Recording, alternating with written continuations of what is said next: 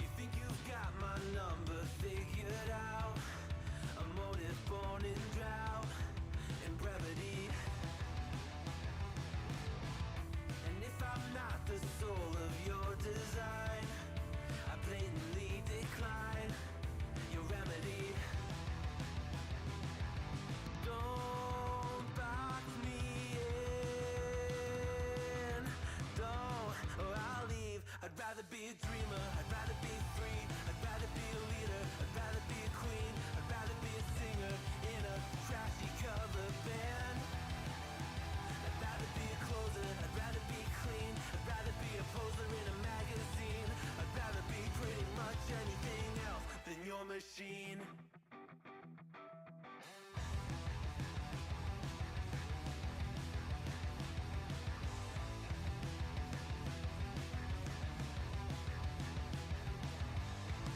I wasn't always just a single shade, a palette full of gray in reverie. And I can burn it brighter than the sun. I have a golden gun inside of me. Don't box me in, don't, or I'll leave. I'd rather be a dreamer, I'd rather be free, I'd rather be a leader, I'd rather be a queen, I'd rather be a singer in a trashy cover band. I'd rather be a closer, I'd rather be clean, I'd rather be a poser in a magazine, I'd rather be pretty much anything else. And if I fall behind, ignoring all the signs, and if I lose the fight, I still rage against the night. Don't box I'd rather be a dreamer, I'd rather be free, I'd rather be a leader, I'd rather be a queen, I'd rather be a singer in a trashy cover band. I'd rather be a closer, I'd rather be clean, I'd rather be a poser in a magazine, I'd rather be pretty much anything else than your machine.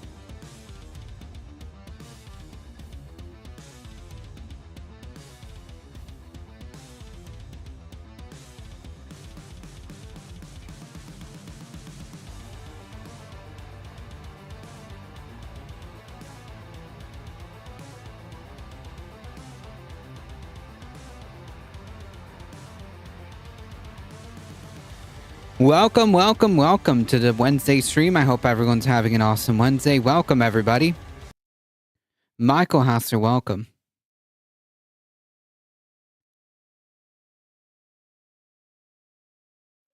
Make sure we got everything going.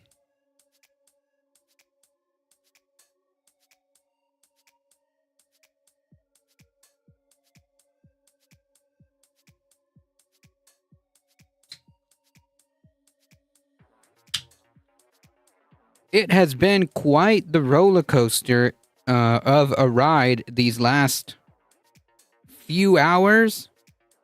So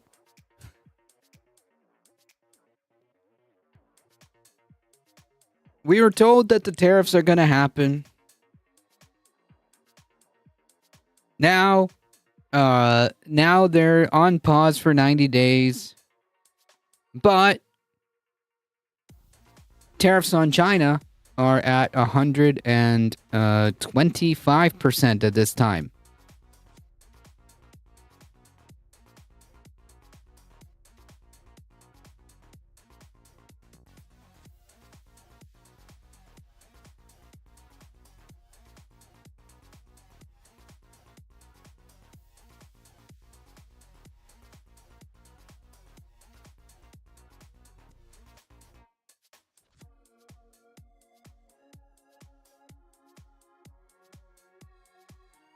Is he going to change his mind in the next couple of hours? I don't know.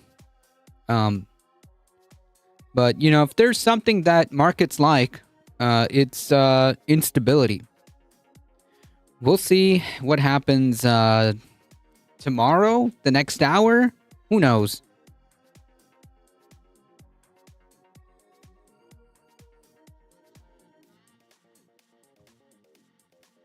It's just market manipulation or presidential duties. Yeah. I mean, like, basically at this point, it's a very, very plausible explanation because the stocks rallied. So I'm imagining that he's going to say something to bring them back down and then bring them back up until they stop buying his BS, right?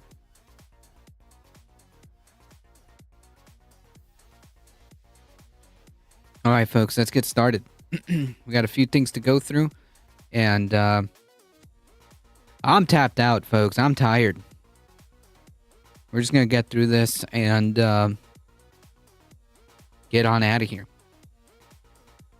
Thank you all for being here. Appreciate you guys being here. If you want to support the channel, there are many different ways of doing so. Thank you. I appreciate you guys being here. One of the best ways to support the channel, and it's 100% free. No tariffs on this.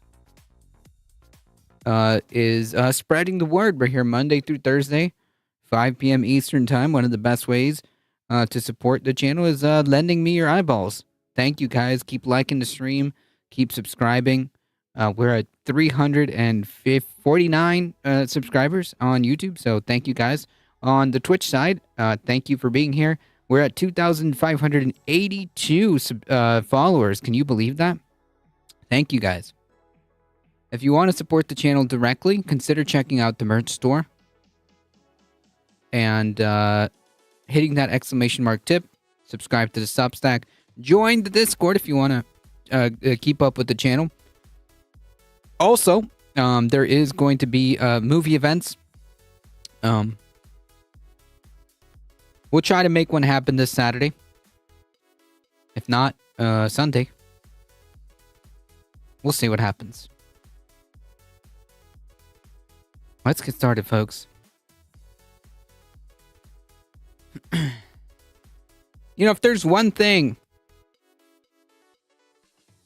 that markets like is instability. Because we've been talking about, all right, let's take a look at this, because we've been talking about how problematic these sort of imposed tariffs are going to be all of the downturn in our economy that it may, but we're not talking about any of the positives. So let's talk. Let's hear this clip from Commerce Secretary Howard Lutnick, who is expressing how this is going to usher in a new, more beneficial age for all of us. True. And of course, just reminder, this is except for like the us part, right? The what he means by us, he just means the capital class, right? That's who he's talking about. When he says us, he's talking about the capital class. the same guy who said his grandmother, or no, his mother-in-law, was 97 years wouldn't old. care. Would not care if her Social Security checks did not show up. And of course, she lives in his mansion with him, but there it is. Okay, here's Howard Lutnick on with Jesse Waters explaining how great this is going to be. Yeah. We're not going to have all factories come back. Like clothing manufacturing, that's tough to bring back. But what kind of manufacturing are you talking about returning here? Well, you can't just give that away. See, what's going to happen is robotics are going to replace the cheap labor that we've seen all across the world. I mean, Wait a minute. Wolfglen, welcome. Now wait just 1 second. Just one tiny little question here. Isn't this all about bringing American jobs back to America? Well, I mean, like that. At least that's the lie that they tried to tell, right?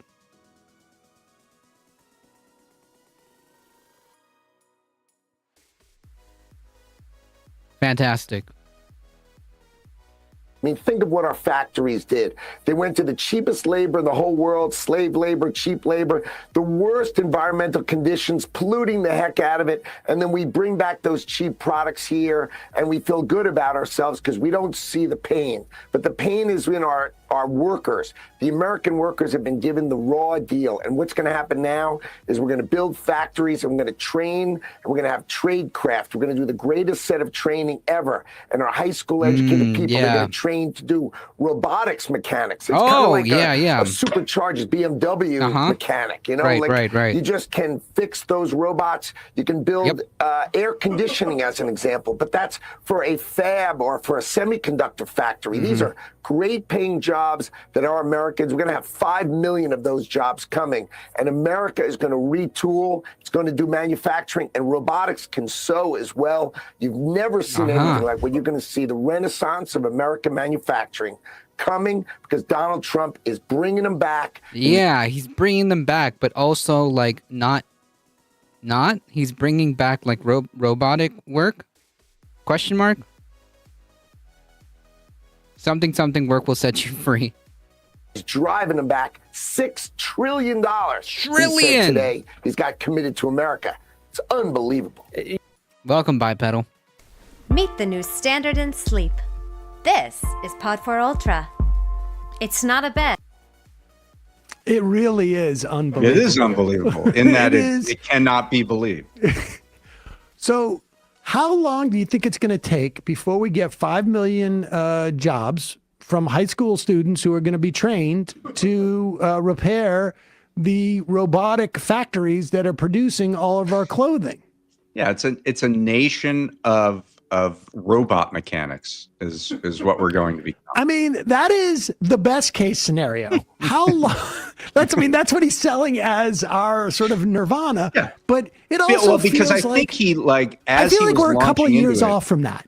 Yeah. Do you think that will happen within 18 months or 36 months? It was interesting because I think as he launched into that, he realized the huge error that he made. He's like, oh, well, you know, we can take all these factories back because they're not going to have any people in them. Oh, wait, if they don't have any people in them, then this isn't good for me. What's the value of the factory? And then, but we're going to like fix the robots that are going to make all the things. So that'll get us 5 million jobs, right? How many robot fixers do you think would be working in each factory? What does the robot fixing industry look like?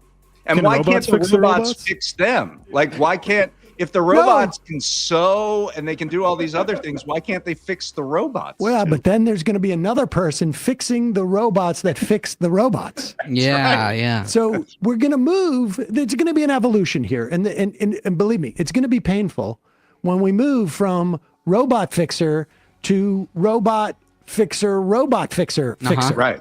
That That's is right. going to be one of the more painful transitions that we'll be making. But it will be just. It'll be environment, because the Trump administration is very concerned about the environment, and that, Yeah, very, very concerned. So much so that they're opening up like half the freaking national forest for logging. Yeah, super concerned. What's Trump's policy on reducing fossil fuels that are demonstrably the biggest contributor to the climate crisis?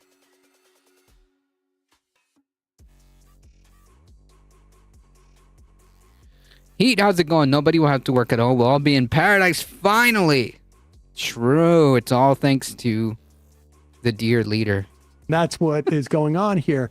I mean, this is, I mean, it's possible there'll be something like that in the future where we will reshore some manufacturing because it's cheap that it's.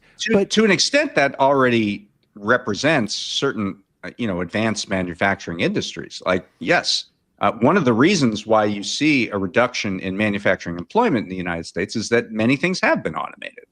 That doesn't mean that it creates like this huge cottage industry and robot fixers, but we have seen these factories get more automated, and in theory, that higher productivity per worker should be good for the working class. It will be good for the capitalist class that will take all of the benefits of that. This was my product. point. This was my point. Like, in theory, that's good for the workers, unless somebody else owns all the robots and takes all the benefits. Yes. And again, are we anticipating this is going to happen in June, or like what? Do we have a notion of what month this is going to like be? when I put out my second book, Monopolized, and it was during the pandemic, and the book was scheduled to come out in June of 2020, and they said, you know what? There's a pandemic. A lot of people are getting sick. I don't think we're going to be able to do like live events. Let's make it July. Let's put it off till July. And that's when the book was released. So I think it's similar to that in that June might be a little hard to put in this robot fixer army and train them up. How about July? Let's talk about what's happening with the Senate. We have Wisconsin, and I just Plenty of jobs picking crops opened up. Just don't see any Americans jumping up on that. What? You mean Americans don't want to go work in horrible conditions in the heat, picking up like vegetables and fruits? What? Derry Bennett, welcome. J.K. Rowling attacking the asexual community since Sunday. I'm never reading or streaming Harry Potter again. I mean, like, J.K. Rowling has been a garbage person for quite a while, and this does not surprise me. This is the last. We have Wisconsin that happened this week, and then these tariffs. Let's go first with Ron Johnson, since he is from Wisconsin. I do not think I have seen Ron Johnson Nobody wants to work anymore. say a negative word about Donald Trump since the day that Donald Trump ran and Ron Johnson became a senator. Ron Johnson, until Tommy Tuberville came to the Senate, considered the most stupid senator in the Senate. There's a lot of that's by his peers, Al Franken. and there's a couple of good candidates for that title. Let me tell you.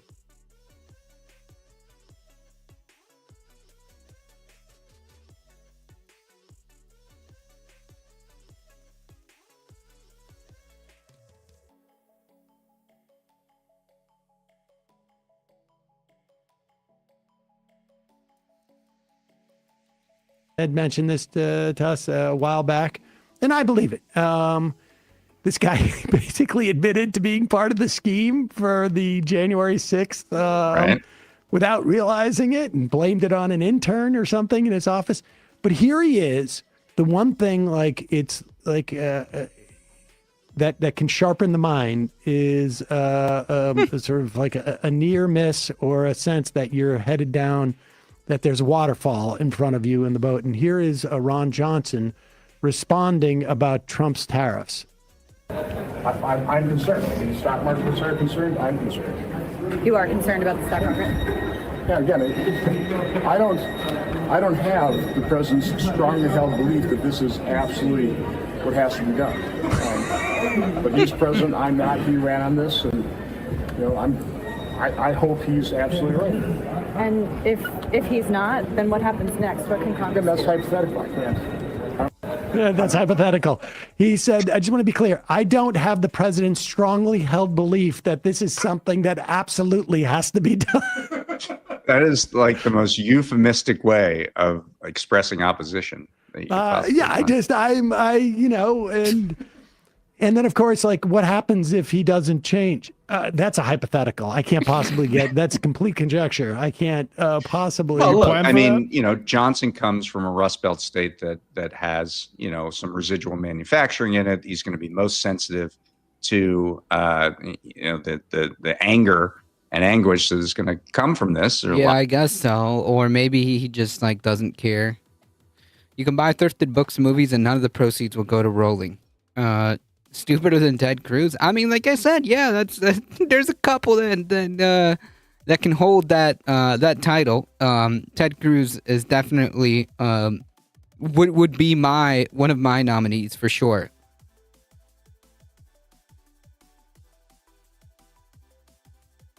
This president is the Queen of Hearts, off with his head whenever he's mad. Yeah, he's literally the Mad King. A lot of the King of Hearts, manufacturing facilities, a lot of auto parts manufacturers in Wisconsin. I wouldn't be surprised if they send some dairy to King Joffrey, Canada's way, and may get some retaliatory tariffs. And also, he just saw essentially midterm level elections in that Supreme Court race, and the Republican got wiped out. Yeah, and he's not up next year. He's not out until Mango Joffrey. I like that. Mango Joffrey. 28. He's would be his next election. But yeah, still it's a problem. I mean, you saw this week Dan Osborne in Nebraska say that he was going to explore a run in the other Nebraska Senate seat against a guy named Pete Ricketts, which is just perfect, like named after a 19th century disease. So Dan Osborne lost by 7 points, just 6.5 points in 2024 in a pretty good Republican year. Yep. The swing that we saw in Wisconsin right now would put him into office. And that race in 2 years? The Ricketts race? That race is next year. Oh, boy. In the midterms? Nice. Orange Julius Caesar. That's the 26 race. Oh, I would be very nervous if I had Ricketts. If you had Ricketts or the Here is Gallups Ted Cruz, of all people. Now, Ted Cruz, known for his strong stance against Donald Trump. Yeah, and then, true. Completely like doing one of the most incredible double Lindys that have ever existed in politics. But here he is, Ted Cruz, coming out of like what semi-retirement, and we should say he's not saying this on his podcast. Wait, is it CA or CE? Oh, I see. Okay, AR, not ER. Gotcha. He's actually saying it to Larry Kudlow. Look, I think it is a mistake to assume that we will have high tariffs in perpetuity. I don't think that would be good economic policy. I am not a fan of tariffs. And the announcement yesterday, look, time is going to tell in the next month or two or three what happens. If the result of yesterday's announcement... Okay, but like, we know what happens, man. We know what happens when you do tariffs, okay? We know what happens when you do tariffs on a large scale. Okay, maybe the previous 1930 something tariffs, 1920 tariff wasn't like broad as broad and as severe as this one. Oh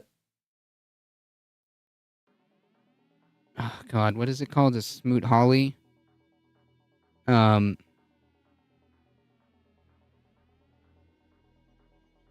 They raised tariffs on over 20,000 imported goods in 1930. And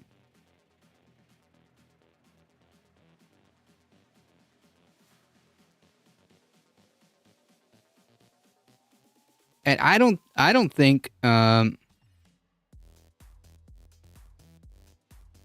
don't think was there that many tariffs back then as he decided to blanket tariff everyone now? Yeah, Bueller, exactly. Watch that episode of that's segment of Ferris Bueller.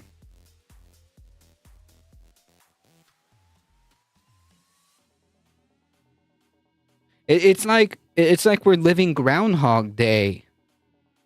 Is there still tariff on the penguins? The penguins get a 90-day reprieve because, as it turns out, the penguins did not reciprocate tariffs on the United States on the account that they're penguins.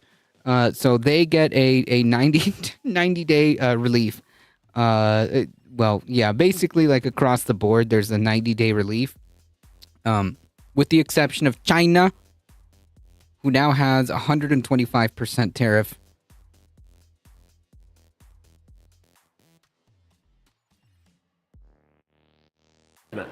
Is a lot of our trading partners across the globe dramatically reduce the tariffs they charge on U.S. goods and services. And the consequence of that is the U.S. government dramatically cuts the tariffs that were announced yesterday. That would be a great outcome. That would be good for America. If the result is our trading partners jack up their tariffs and we have high tariffs everywhere, I think that is a bad outcome for America. And you don't think that that's a very possible outcome? This is wild. Of course. I mean, it's absurd, right? The EU is already planning reciprocal tariffs. China, or just simply they'll just start trading elsewhere. But they'll just start trading elsewhere because why? Why would they want to negotiate with the United States? Yeah, nothing comes from China, right? Nothing. Not a thing. Not a thing.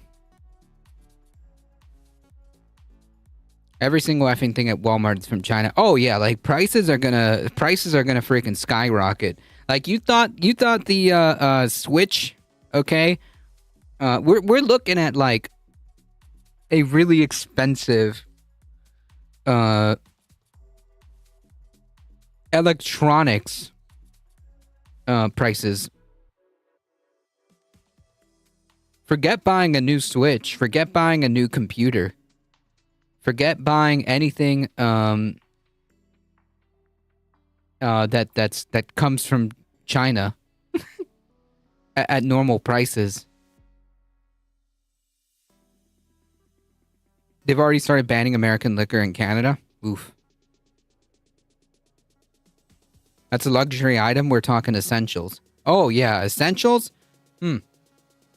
There's so much stuff that's cheap. Right? Cheap and affordable. Cheap, affordable, accessible. That are in places like Walmart. We're going to see prices go up on that too. Tariffs are a tax on consumers, and I'm not a fan of jacking up taxes on American consumers. So my hope is these tariffs are short-lived and they serve as leverage to lower tariffs across the globe. So you don't.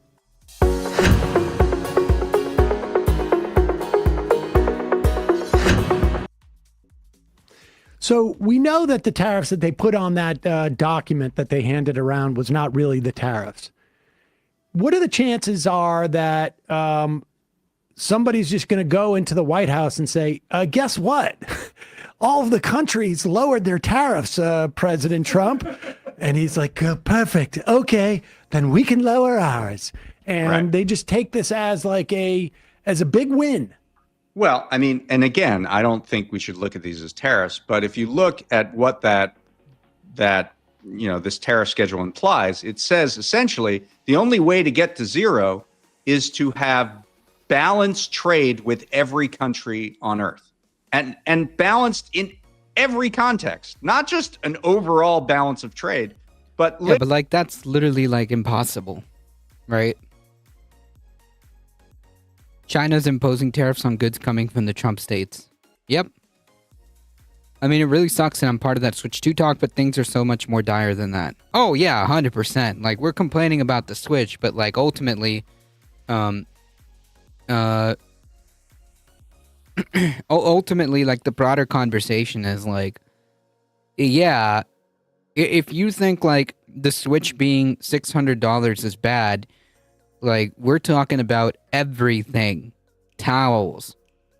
Any home goods that you can think of that come from China are going to be more expensive.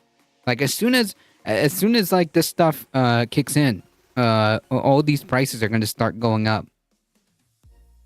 The tariffs on aluminum and steel are still in effect. Most of what we get most of that we get from Canada and Mexico. Literally, like, we have to have balanced trade with Suriname, and we have to have balanced trade with Venezuela, and we have to have balanced trade with every single country on earth. They got to buy more of our bananas. It's impossible. And by the way, if you go back to that clip, look at what the Chiron says. Look at what the lower third says. It said this is the one with the Cruz. Trump's tariffs spark demand for tax cuts. It's exactly what we were talking about in a rhetorical sense. Pop this back up, Matt. We'll take a look at it. Fascinating. They're already on it. Trump's tariffs spark increased calls for tax cuts. Increased calls by whom? By rich Republicans people who want to pass their tax cuts and who now see at least the silver lining of an opportunity to do so. Rhetorically. This is so freaking disgusting, man. Erica, welcome. How are we doing this afternoon and evening? Well, if you're a capitalist, you're probably doing all right.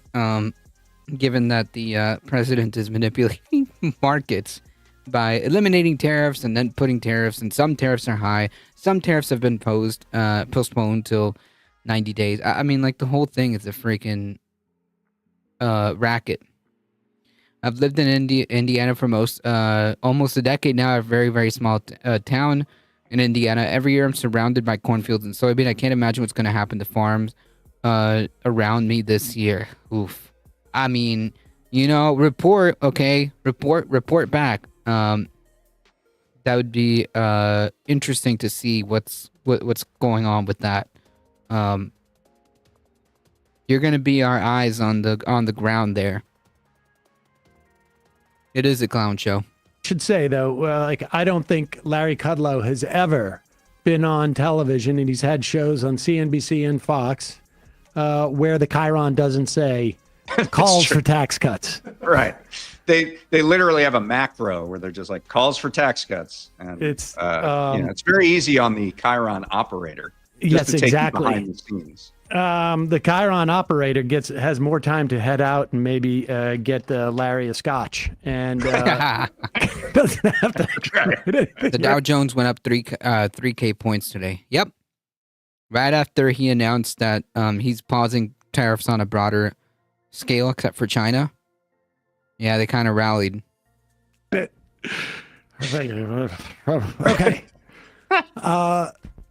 David Dayen, it's been a real pleasure.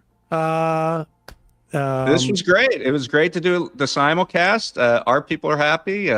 Your people are happy. We do a show. I'm sorry, sir, Lord Cedar. Lord we do a Sam show Cedar. on Fridays from 12:30 to 1:30. It's usually members of our staff talking about the news. Look at that. David Dane showing fealty to Lord Cedar. News of the day, talking about our articles that we post at prospect.org. We also post that video after the fact, and you can watch it on our website at prospect.org. So if you love the Majority Report, you can't miss a word that Sam says in live real time. Yep. You can go back and you can watch our show after, and that is glean some insights there. There's room for everybody. 100%, and I think you have made a very compelling argument why it would really be great of you guys to start at 1:30, because, like you say, or 2:30, you're on demand. Yeah. Or 4 in the morning when we could be live. You have this newfangled on-demand service from. Yeah, look. So starting going forward, okay, stream will start at 2:40, okay, on the dot every day. Submit and bend the knee to Lord Cedar. YouTube, and you could just run. You could start your show live at 1:30, and then you could be back into the regular rotation on Fridays. Yeah, just there like you the go. Old days. You're just so nostalgic for the past. You're like Trump in a way. You're looking for a time, and we've moved on. In 1:30. We need to innovate. 1:30. It's an old word. 1:30. That I just am bringing it back. Everybody's saying 1:30 now. 1:30 this. 1:30 that. Eastern. Yeah, the old Eastern. Who says 1:30 Eastern? and groceries. Yeah, exactly. Yeah. David Dane, always a pleasure. Thanks, All right, man. thanks a Appreciate lot. We'll do this again. This was fun. it. Yeah, we should. All right. Good. All right. Hey, folks, don't forget to hit the subscribe button and check out our daily show. You can start the show immediately following the fun half and not a second earlier. Exactly.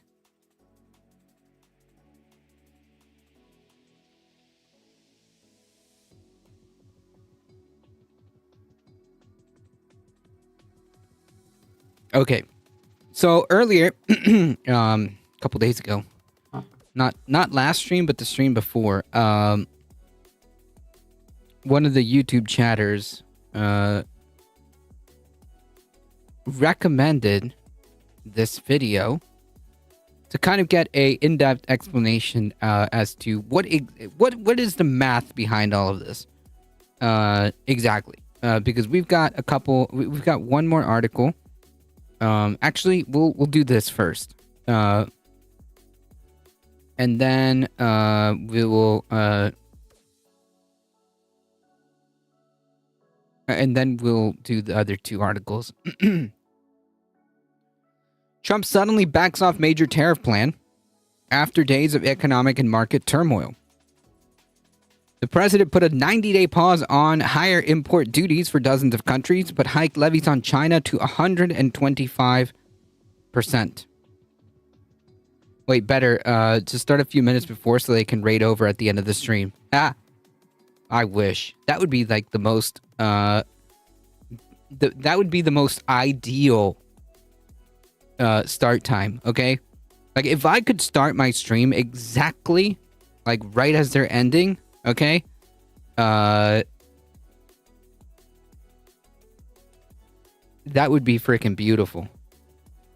Can you imagine?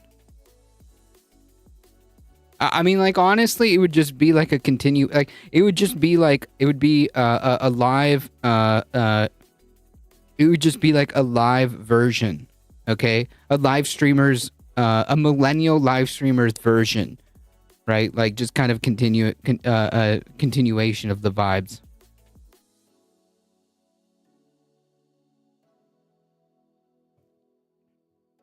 I'd lose my shit if that happened, not gonna lie. Me too.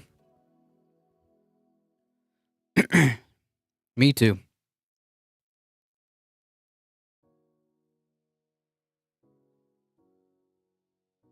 It is a good strategy. Like, if I could do that, that would be freaking awesome.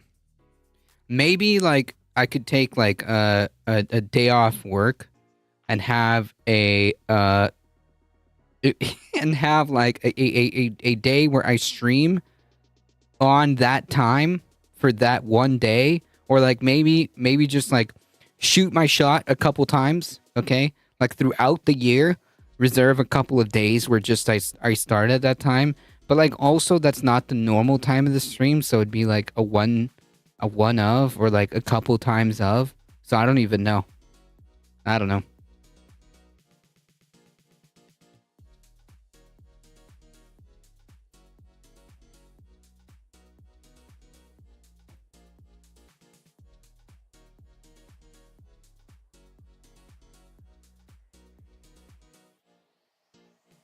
It is a good strategy. A man can dream. Just tell work you need to stream earlier. Yep. I'll do that. I'll let my capital overlords tell them just to peel off a percentage of the audience could be worth it. It would be everything. A percentage, 1% of what? 2,000? How much is that? 1% of 2,000. That would be 20. That would double the amount of people. Like just instantly. 5%? 6%? Oof.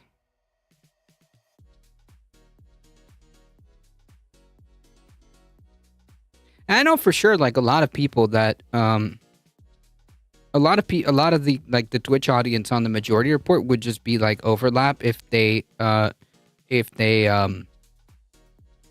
joined here. A lot of them would be overlap because as it turns out, I'm there. So yeah, exactly. 6 to 10% is partner territory.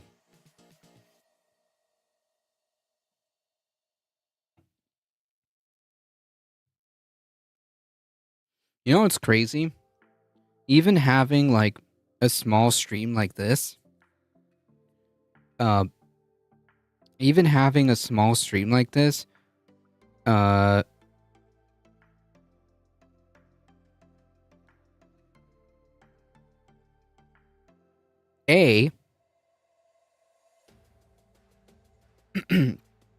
have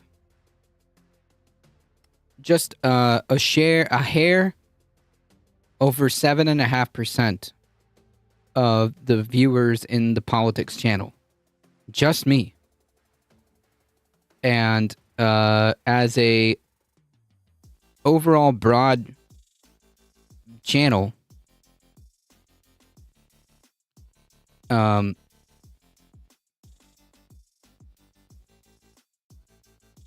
I would definitely be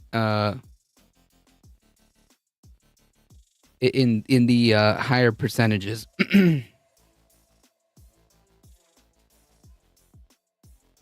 just this small channel. We need to start some kind of raid tree that connects kind of bigger streamers to smaller streamers to occasionally raid out to. That would be freaking cool, man. Like just to like go around and like connect. Like honestly, like the best part about that would just be would literally just be the fact that like you can interact with larger creators, right? With people like who match, like who are ideological matches, and you get to like talk to them and have a really cool like, you know, that's exactly what like one of the reasons why going on that show with Matt from the Letter Hack, Left Past 10, going on that show was pretty freaking cool. And it's for that reason. You can just kind of like go with like-minded folks to kind of like help each other out, you know? You've been putting in the work for a while, it makes sense. That's true.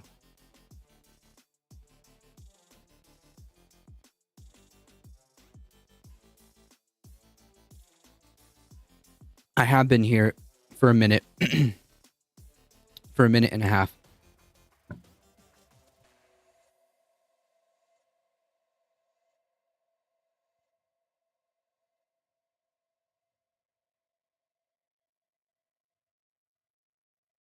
Yeah, very long time. And consistent. Yeah. Yeah, this is my bread and butter, okay? This is my bread and butter. This is where I feel home, like home. Just being on Twitch and just trying to push for a better world and trying to push ideas that would lead to a better world, that would lead to better outcomes, and getting people together, and no matter if it's one person or 20 people or 1,000 people, the mission is the same.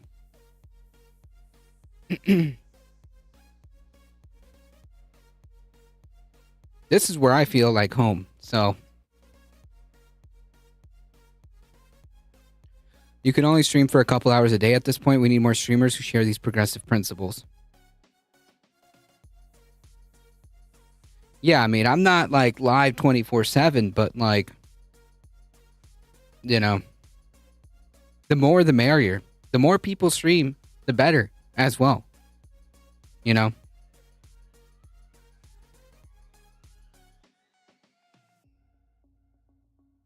The more people stream, the better too. And again, it doesn't matter if you're talking to an audience of 2 or an audience of 2,000. I think that it's the ideas and the principles that matter.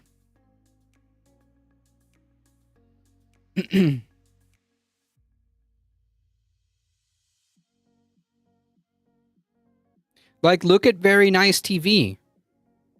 Okay? Very Nice TV is a small is a smaller channel. And she's also pushing for more left politics. And that's fantastic.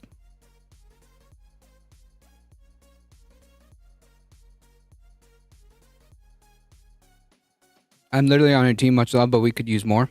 Oh, yeah. Peacefire is pretty rad, too. Yeah, Peacefire, but Peacefire's bigger, isn't he? Aren't they?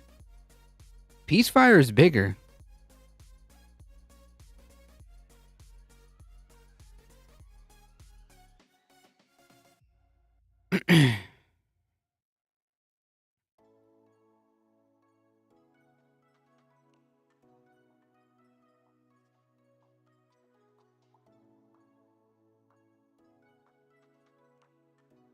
I've seen like 40 people watching.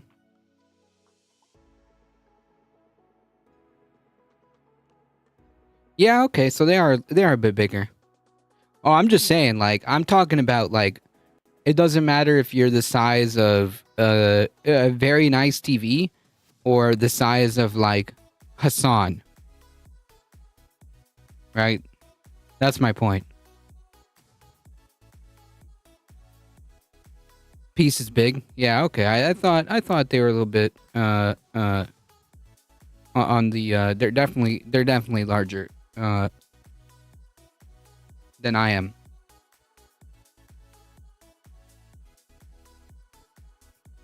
And that's freaking cool.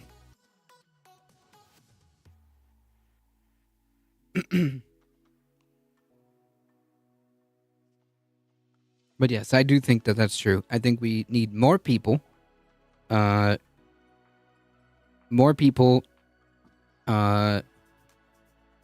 Broadly speaking, working to manifest and spread left-leaning ideas. I mean, simply just in mass, right? Like, even if you think that like you'll never make it as a content creator or media, it doesn't matter, right? Like, what matters is the ideas.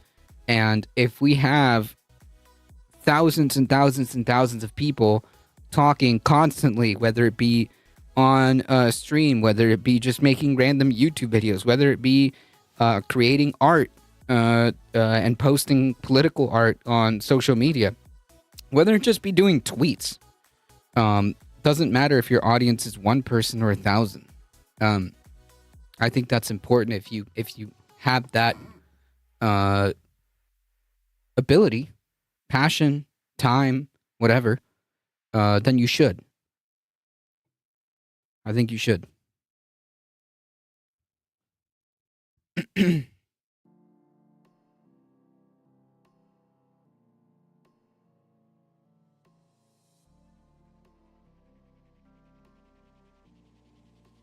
Think about it. Imagine if we had like thousands and thousands of content creators. That would be freaking awesome.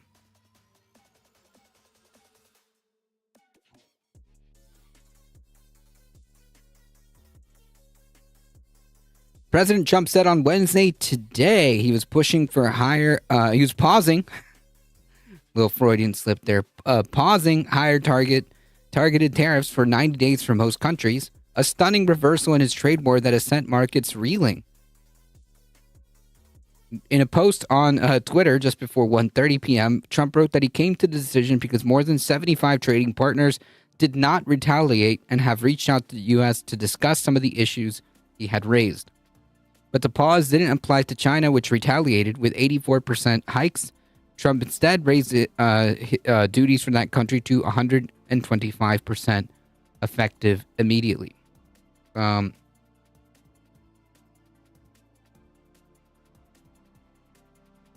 is it? History.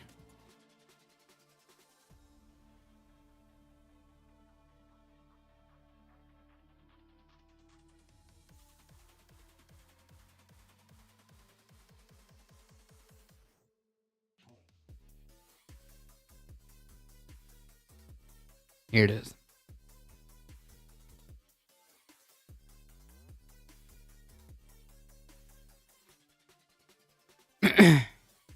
I just put in a new nose ring and the throbbing stopped. Yay. Nice.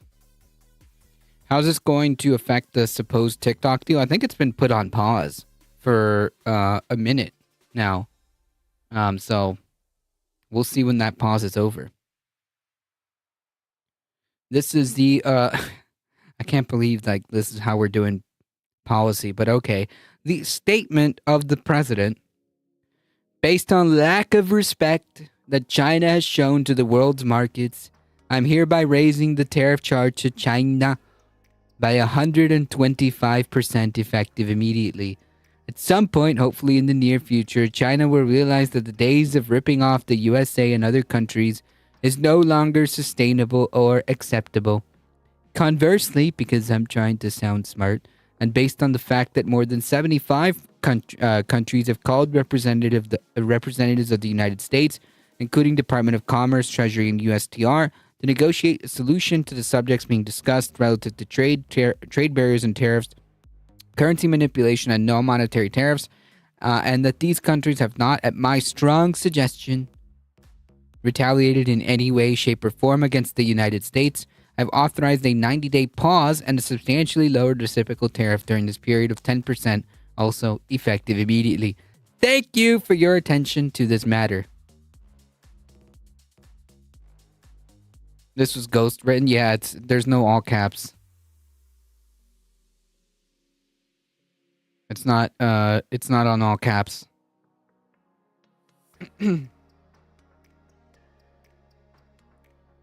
Picks his nose. This was written by ChatGPT. True.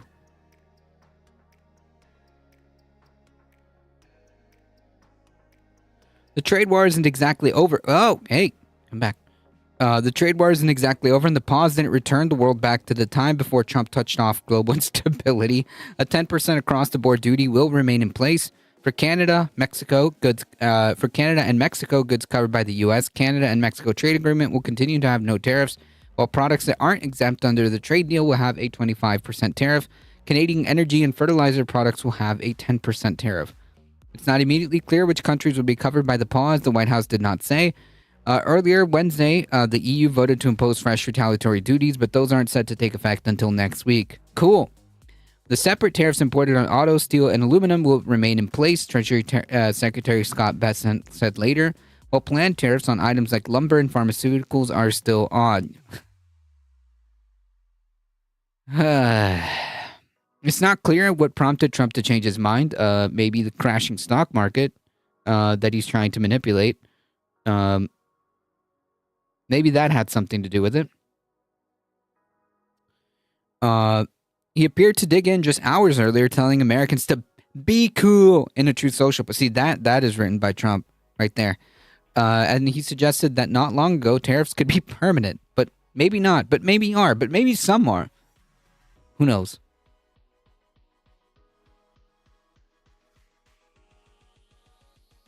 All the people wailing in front of him, possibly. I did a 90-day pause for the people that didn't retaliate because I told them, if you retaliate, we're going to double, said Trump. And that's what I did with China, because they did retaliate. So now we'll see how that works out. I think it's going to work out amazing. Oh, so like, that's how you know we're cooked, right? Whatever he says, just like the complete opposite, right?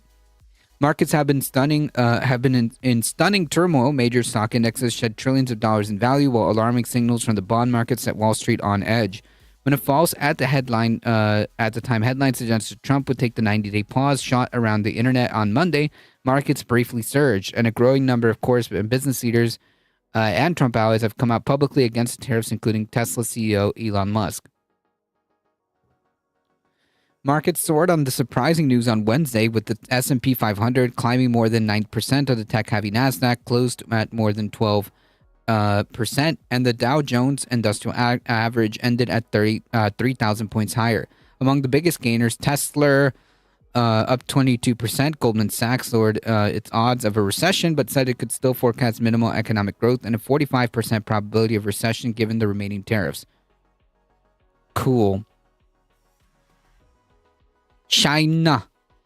Borrowing costs, which had surged earlier on Wednesday, as the tariffs took effect, also eased slightly, though not substantially, as some investors fearing a lingering fallout from the tariff episode. I mean, like, yeah, again, like, all this instability is just not great.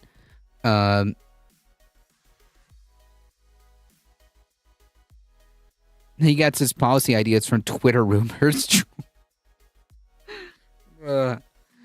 Sammy Reith, welcome.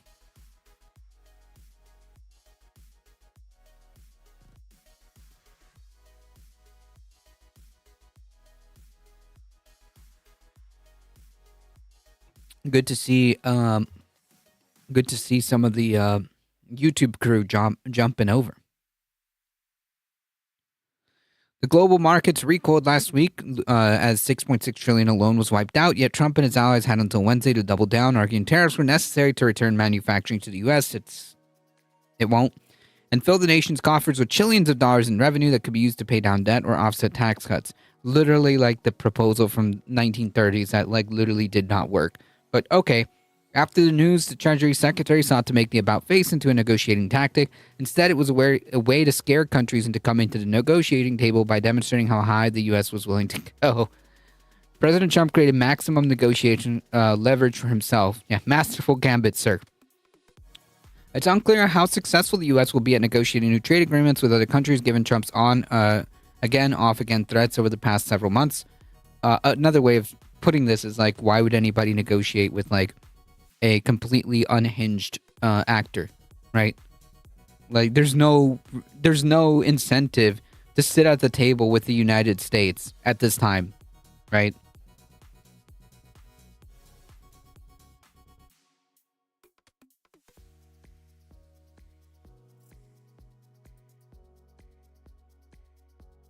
Right, you can't trust them. The fact that there was a rumor on Monday made me think that this pause was a rumor today. Maybe. I mean, as Michael Hasser and a pervading narrative is that, he's just doing straight up manipulation, right? He's just straight up saying, and maybe even deliberately leaking, fake rumors to make the stocks rally for a bit and then go down and rally, but this continuing up and down, effectively is a series of pump and dumps, right? Effect for all intents and purposes, that's another way of looking at this. It's just a series a series of pump and dumps, right? He's just like manipulating the global market to do it. That's all. Vibes-based economy. Previously, Trump had threatened sweeping tariffs on imports from Mexico and Canada before walking most of them back. While markets surged higher on Wednesday, following Trump's pause, economic uncertainty remains over what will come next in the U.S. trade war with China, which exports more than $400 billion worth of goods to the U.S. each year. Yeah, I mean, like, I swear, man, this is absurd. Absurd. Because, like, yeah, that kind of affects us directly, too. That's what the stock market is, though. Vibes.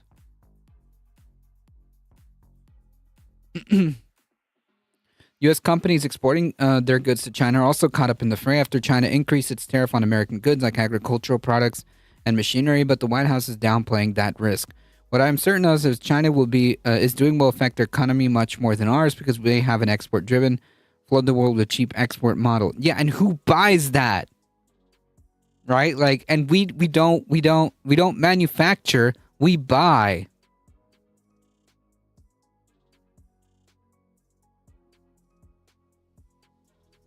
The stock market is a Ponzi scheme. They say Social Security is true.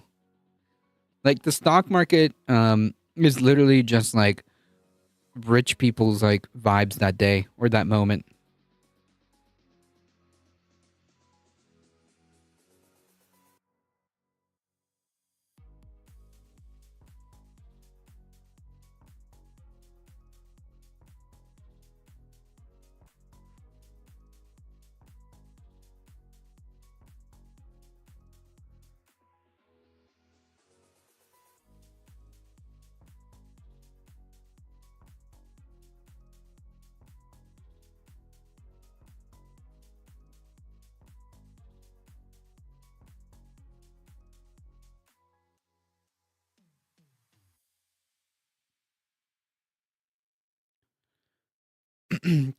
Commerce Secretary Howard Lutnick posted on Twitter that he sat with Trump as he posted the initial message, adding, "The world is ready to work with President Trump to fix global trade, and China has chosen the opposite direction."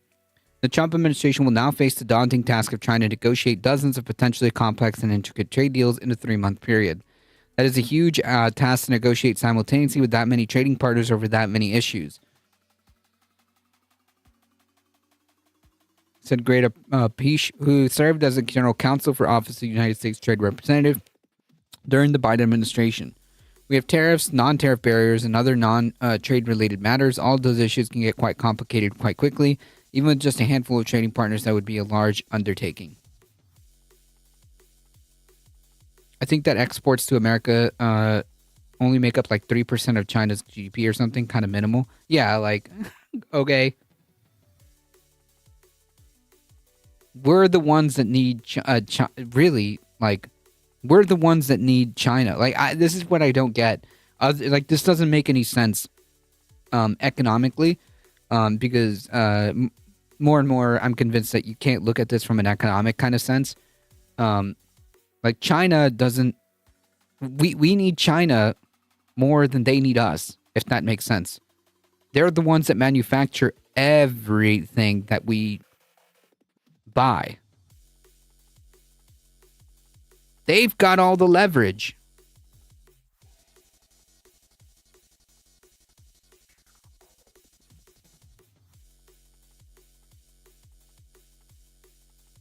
Yeah, to us, it's like cutting a lifeline.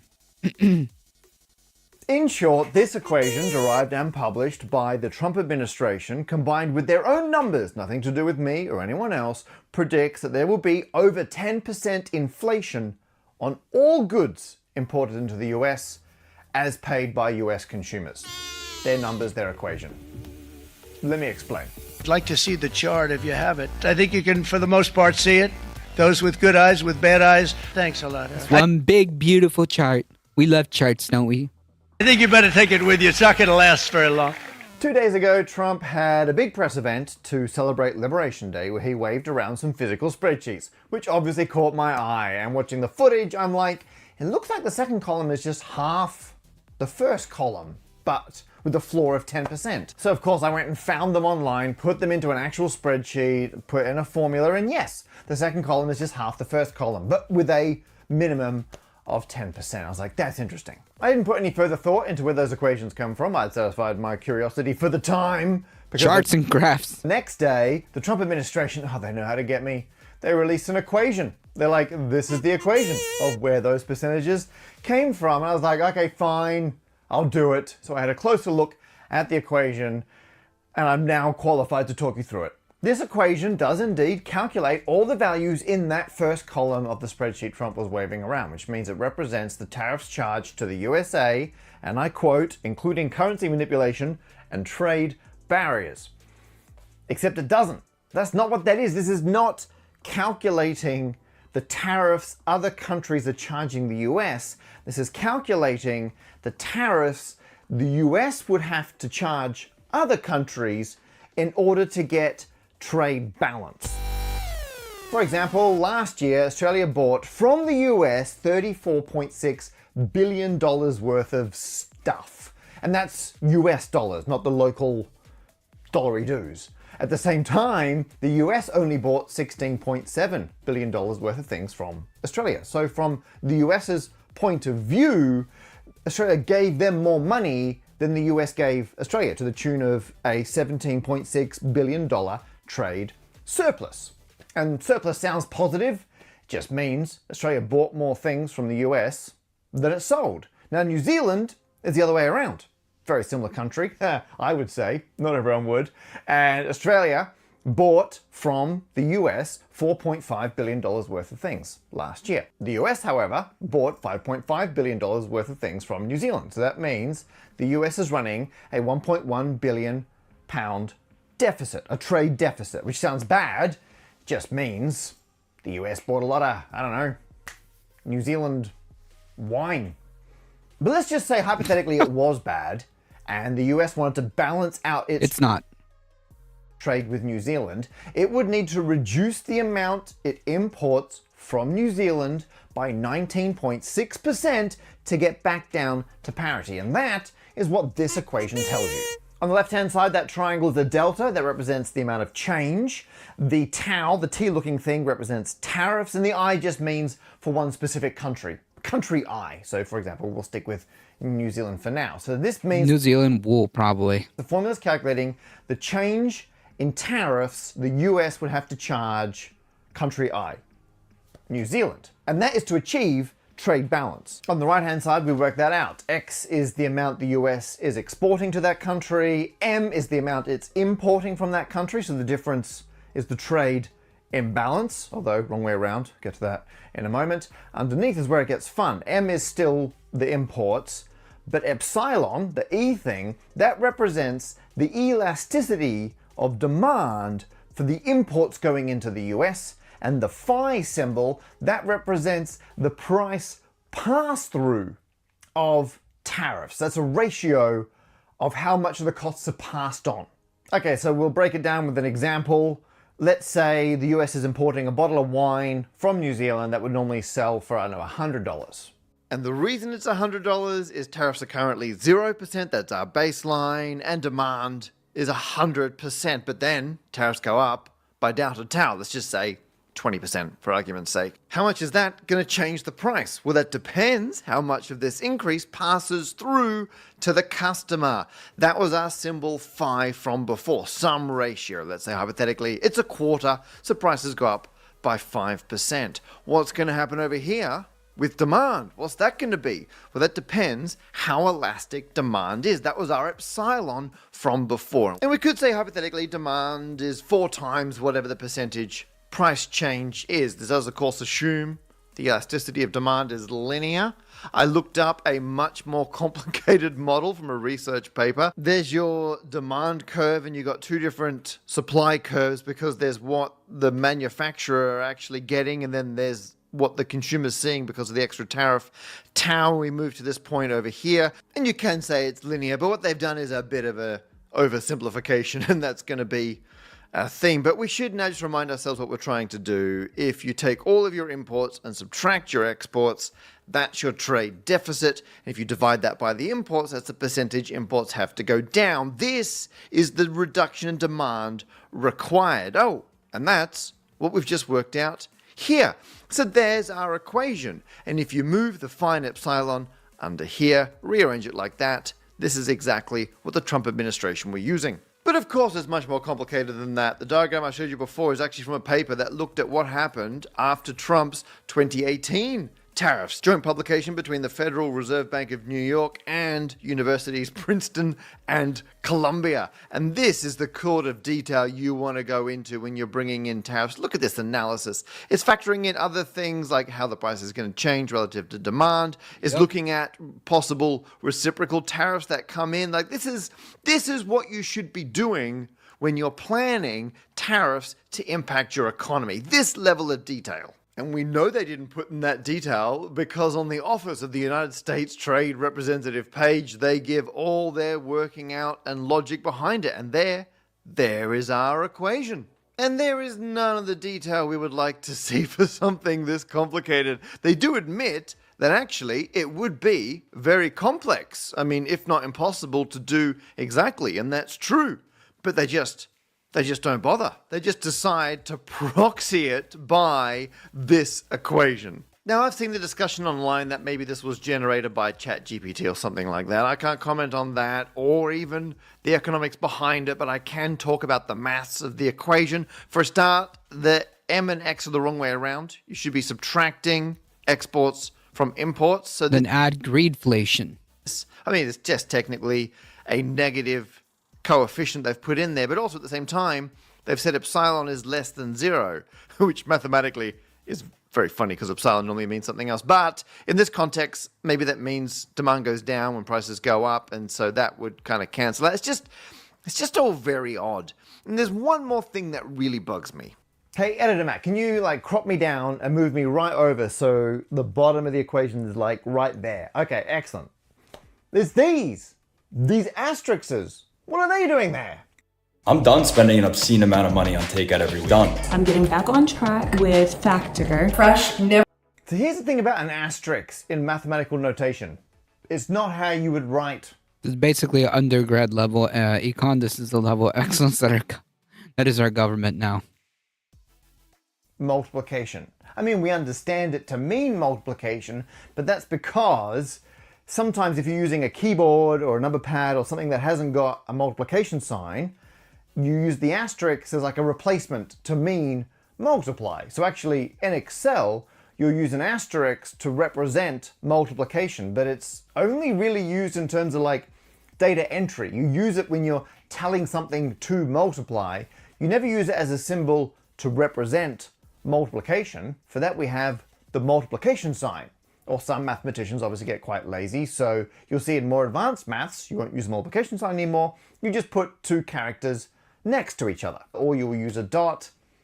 Very rare. It's very odd to use asterisks to represent multiplication when you're typesetting maths, which is what they're doing here. They're trying to show people what the formula is. They should just have them next to each other. I don't know why they've done it's like writing a note for someone and at the end of it drawing in the cursor. It's not what you do in the written version of this communication, even though that's what you might do if you're typing it in somewhere. You don't a carriage return cursor on the next line. Like maybe ChatGPT. That's not how it works. So, I don't know. It's just weird. The whole thing reeks of mathsiness, which is where you can dress something up in the trappings of mathematics to make it look more legit, make it look more earned or worked out or, important, when what you may have done is just come up with an idea and then made it look more mathsy as a way to convince people you've put maybe more thought into it than you actually have.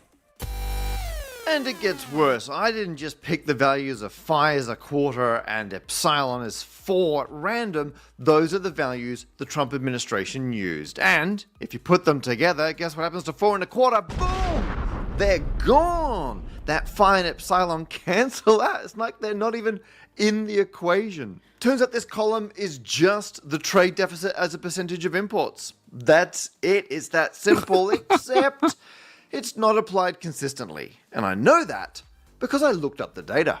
Of course, I wanted to check everything for myself, so I went onto the government website to get the exact import and export figures for every single country that was in those first two charts I put in the spreadsheet, and thankfully... Oh my god, God bless this person. Can I get the link to this, please? Yeah, I got you. God bless this person for having, like, the patience to actually, like, search through all this.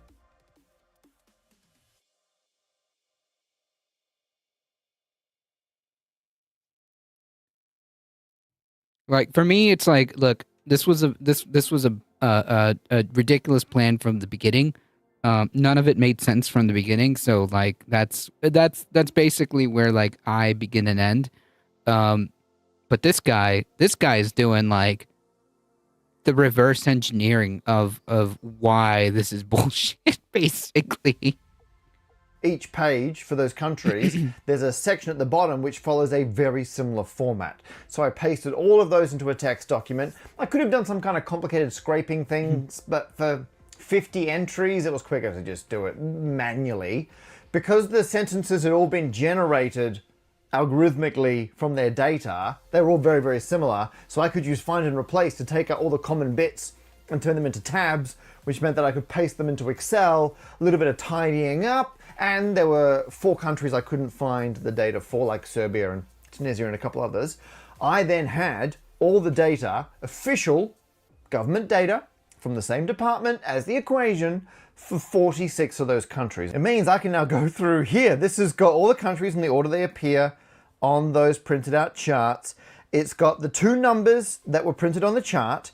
I then over here have the import amounts from 2024 in US dollars and the export amounts in US dollars. I can then work out the deficit fraction, which is the percentage we need to get it down by. And over here, I've then predicted what it should be based on their formula, and next to it is what's actually on the page. And if you have a look, a lot of these are very similar. But wait a minute, what's going on here? Negative 17 and 10. I'm going to reorder these and sort them by that deficit fraction from smallest to largest. And down the bottom here, these are the countries where the US is running a trade deficit. And as you can see down here, it matches perfectly. It's often off by 1%, but not always in the same direction. So there's some rounding going on somewhere. That's fine. But down here, these are the runs where the US is running a trade surplus, not a deficit. And so this is where the US are getting more money in than they're sending out. And all of these, they should have in theory a negative tariff according to their equation, because if the goal... Right, but like they don't. This man has a beautiful mind. Yep. Like he freaking like breaks it down, man. Just to have a balanced budget, then they should make the imports artificially cheap to move it back to being balanced. But it's not even just that. There's always this default. Okay, this is so weird. So for some reason, they half them all. So over here, they're all half, but it doesn't go below 10%.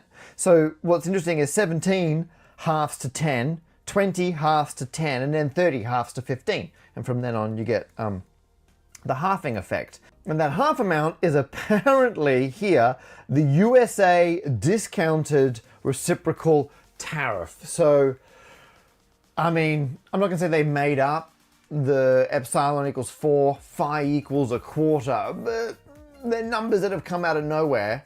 And then suddenly they just chuck in a factor of 2 or a half, depending on how you look at it. And like, why? Like, why? Let's talk trade deficits very briefly. So the word deficit sounds bad and the word surplus sounds good. And I guess that would be true if you're looking at like money you are earning as a person or a business. But in terms of trade, they're just mathematical descriptions of the relative amounts of trade. There's no good or bad situation. A deficit can be good or bad. A surplus can be good or bad. It depends on all the details of what is being imported and exported and the wider economy. So for the New Zealand case, the US imports, well, primarily meat. Meat is the top import from New Zealand going into the US. After that, they've got other animal products, eggs, important to get some more eggs in the US, and beverages like wine.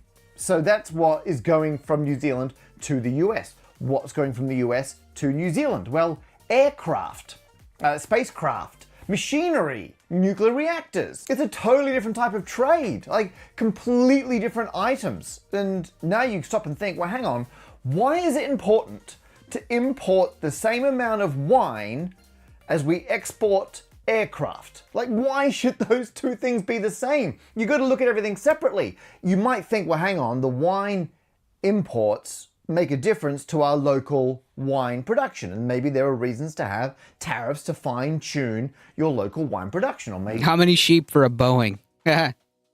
in terms of exporting aircraft. If you want to encourage more US manufacturing, then that's good. You want to be selling more. I'm just saying, it's not as simple as surplus good, deficit bad.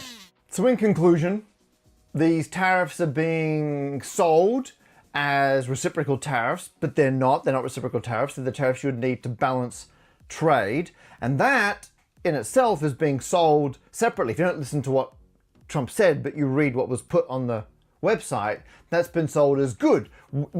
US are being ripped off with all these deficits. We need to get it back to be neutral or a surplus. And that's not true either. So there's some reason that they want to put tariffs on every country, and they've come up with a sufficiently mathsy way to justify it.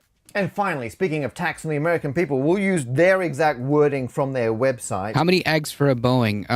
Well, with these prices, I think you can get away with like a dozen. I should call it even.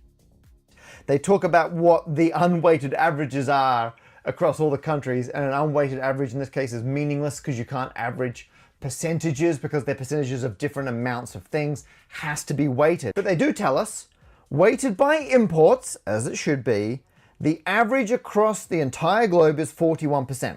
So that's the average tariff. And we know from their logic that whatever tariff you introduce, a quarter of that will be passed on to the consumer. Their numbers, their ratios, their everything, by saying the average increase in tariffs will be 41 percentage points, and a quarter of that, phi, the price pass-through, will go to the consumers. It means the Trump administration is saying that across all products imported into the US from every other country across the globe, the cost to consumers for everything they buy will go up by 10.25%. On average, that's everything. Some will be more, some will be less. Consumer spending is going to go up by over 10% on all imported products into the US. So, there you are.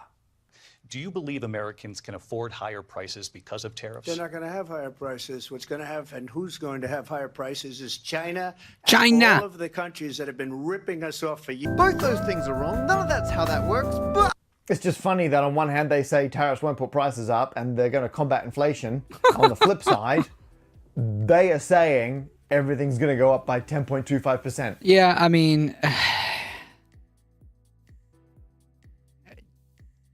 like I said, I mean, God bless this man. But like, I stopped at like, oh man, this sounds like a whole lot of like baloney. That's not how tariffs works. It seems to me like either he doesn't have a understanding of how this works, or he's doing this on purpose. It doesn't matter, I guess. Including, I'll have one plane, please. From New Zealand, eggs. That's it. That's the video. Thanks for watching. If you're a regular viewer, please get in the comments and say something nice. We got to balance it out. It's going to be Yeah, we got to balance out the negative deficit of YouTube comments. God.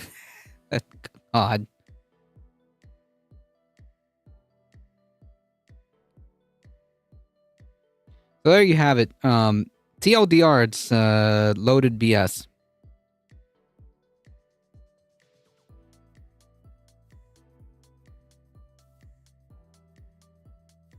It's loaded BS that the Trump administration is trying to push as a economically sound and thought out plan.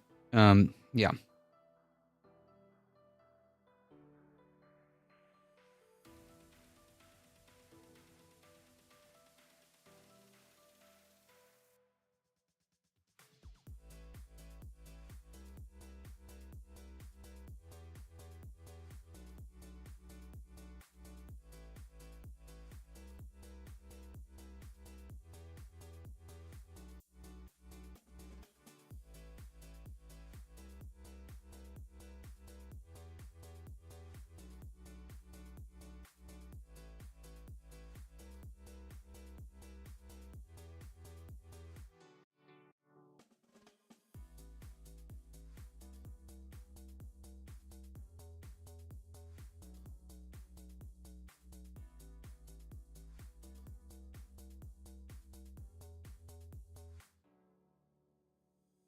Yeah, you're gonna need a more backup.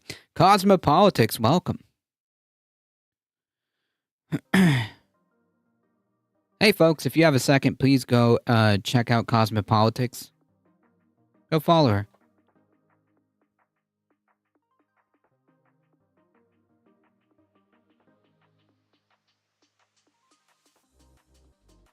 I have new emotes. I come with new emotes. Nice.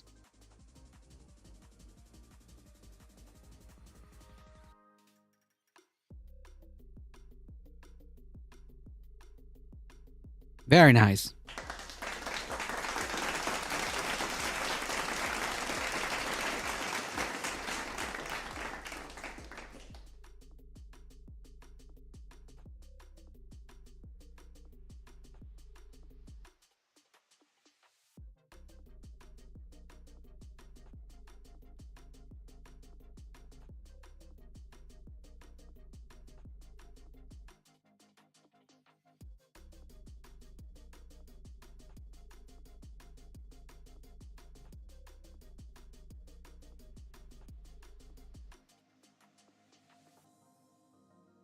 All right, pulls up. Some people have a gene that makes it taste soapy to them. Yeah, I included that little Easter egg, I guess. Oh, I meant to put terrible, but whatever. Close enough.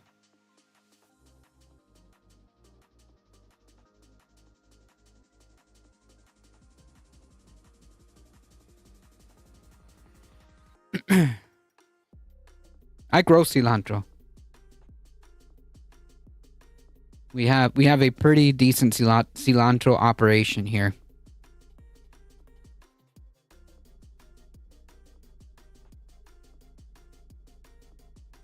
Tariff-free cilantro operation.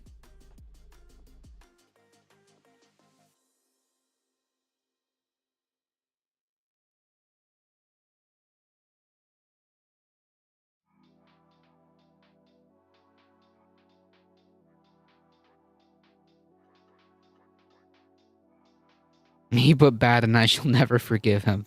Terrible, terrible. I'm coming to raid your garden. Feel free. I don't eat that much cilantro. Mrs. Truth likes cilantro more than I do.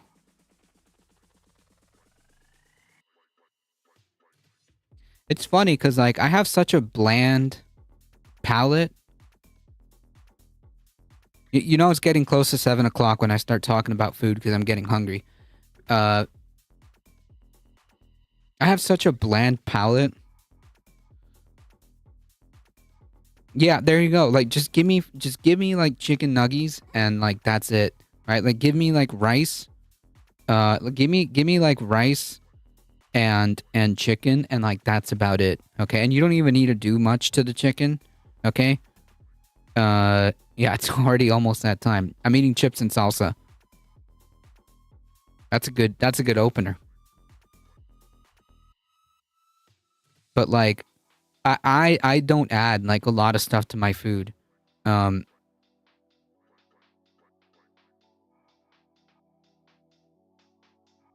seasoning, please, for the love of the gods.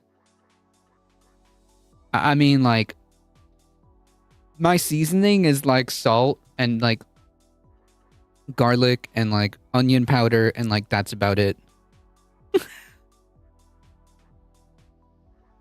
maybe a little pepper, you know. I hot sauce everything. Yeah, so does Mrs. Truth. Okay? Like Mrs. Truth has a much more like lively palate. Yeah, I mean like she eats spicy food. She eats spicy food. She loves getting herbs. She loves just putting like all the seasoning. Okay, but she does a good job. Like she knows how to do it. I'm just not. You know, I just don't understand the science. Okay, just give me salt, onion powder, a little bit of pepper, garlic, and like call it a day. I like to let the cilantro go to seed and snack on the seeds when I'm puttering around the garden. Nice. Oh, a bunch of cilantro heads in chat today. I'm watching you. Look at that. How about apples with wasabi? Nope.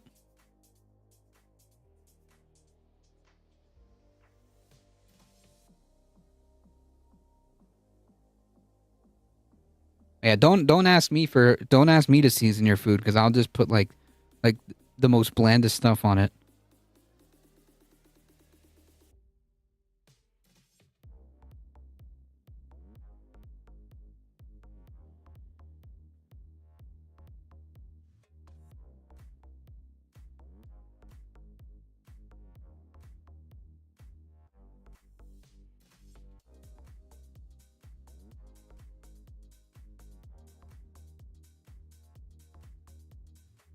Wasabi deviled eggs?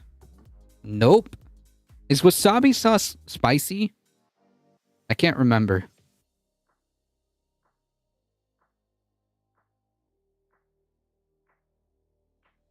It sounds like a prank now. I don't know. It is? Okay, that's why. That's why I'm like, nope. Nope, nope, nope, nope, nope. Nope. I don't do spicy.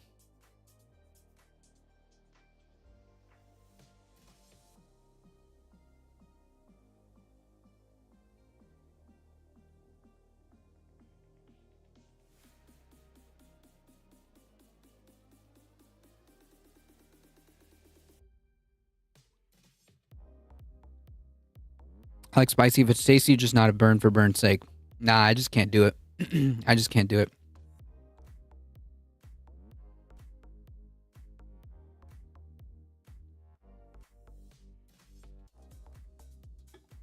I'm the type of person that when I taste ginger, when I taste like raw, like concentrated ginger, I think that's spicy. Okay, that's the level we're dealing with. Okay, that's the kind of level that that we're dealing with here. Okay.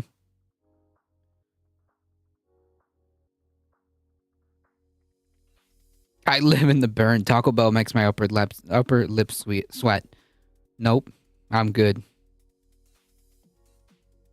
I'm good. Nope. Nope. Nope. Nope. Nope. Nope.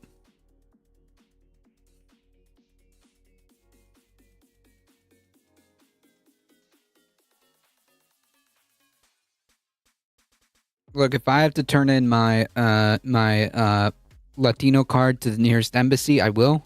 But no, I don't do spice. Okay?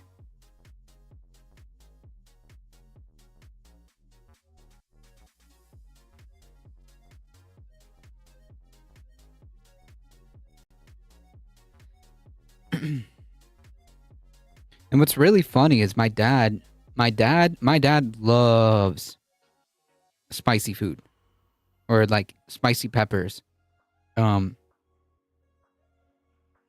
Like he'll eat like just straight up raw spicy. I'll show you guys 1 second.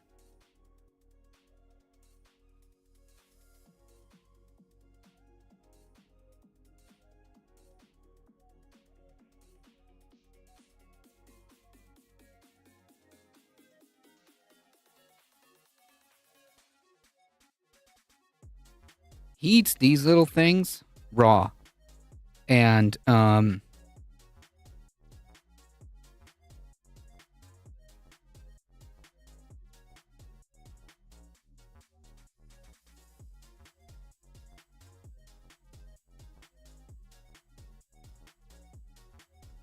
we celebrating Mr. President saving the economy? My parents used to look all over the country for the hottest hot sauce. Nope, not me. I wasn't even gonna go there.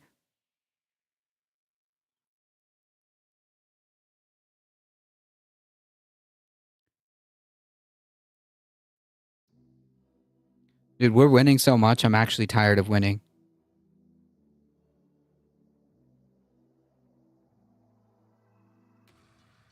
So this is we have a plant here of this variety because again, Mrs. Truth loves this kind of stuff. But yeah, this is it right here.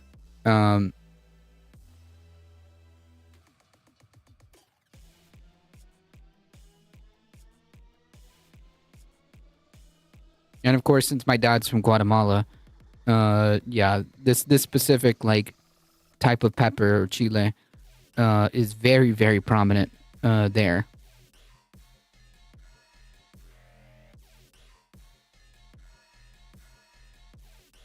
My dad was feeding me salsa and chile verde as a toddler. Oof. Oof.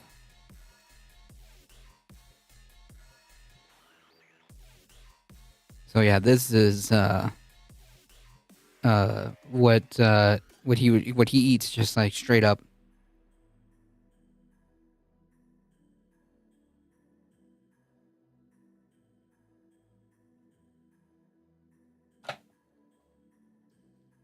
I use those chilies to make salsa.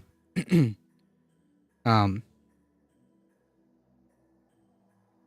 actually turns out really good.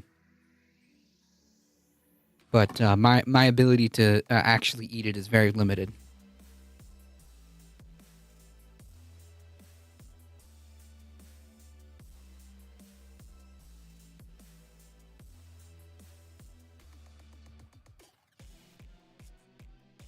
All right, folks, we got two more articles. Federal judge limits Trump's use of Alien and Enemies Act for some deportations. A Texas judge has blocked deportations of anyone held in a South Texas detention facility who may be removed under the wartime law, and a New York judge planned a similar order. A federal judge in Texas issued an order Wednesday today temporarily blocking the Trump administration's use of Alien and Enemy Act to deport people held in South Texas Immigration Detention Center without due process. A second federal judge in New York said in a hearing that he planned a similar order applying to migrants held in South District of New York. In Texas, the U.S. District Judge Fernando Rodriguez Jr. in Brownsville blocked removal of any person held in El Valle Detention Center in Raymondville who could be subject to President Trump's proclamation invoking the Aliens Enemies Act, a wartime deportation law.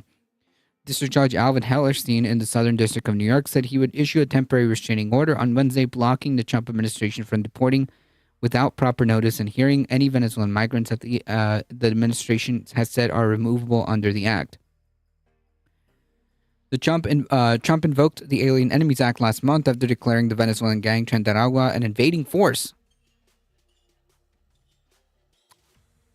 Immigration officials have since used that act to deport hundreds of people without immigration hearings, alleging they were members of that gang. Many have ended up in the mega prison known for its harsh conditions and reported abuse, i.e. concentration camp.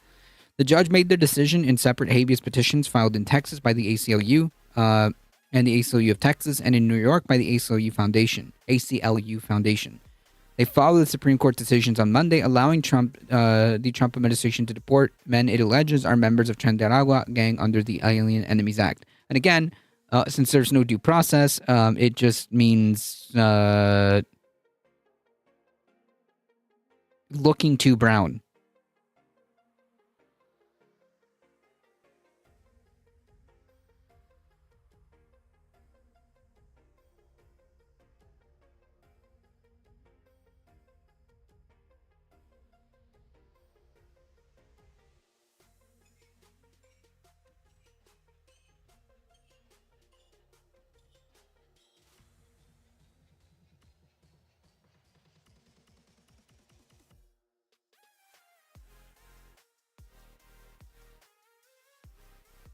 The nation's highest court ruled that the original lawsuit filed in Washington should have been filed in the state where the plaintiffs were detained. It also ruled that the plaintiffs should be allowed to challenge their detentions and whether the Alien Enemies Act is being lawfully applied to them. The ACLU's lawsuit in Texas, filed on behalf of 3 Venezuelans who are being held at the El Valle Detention Center. Rodriguez specifically blocked the removals of those plaintiffs identified in the lawsuit as WGH, JGG, and JAV.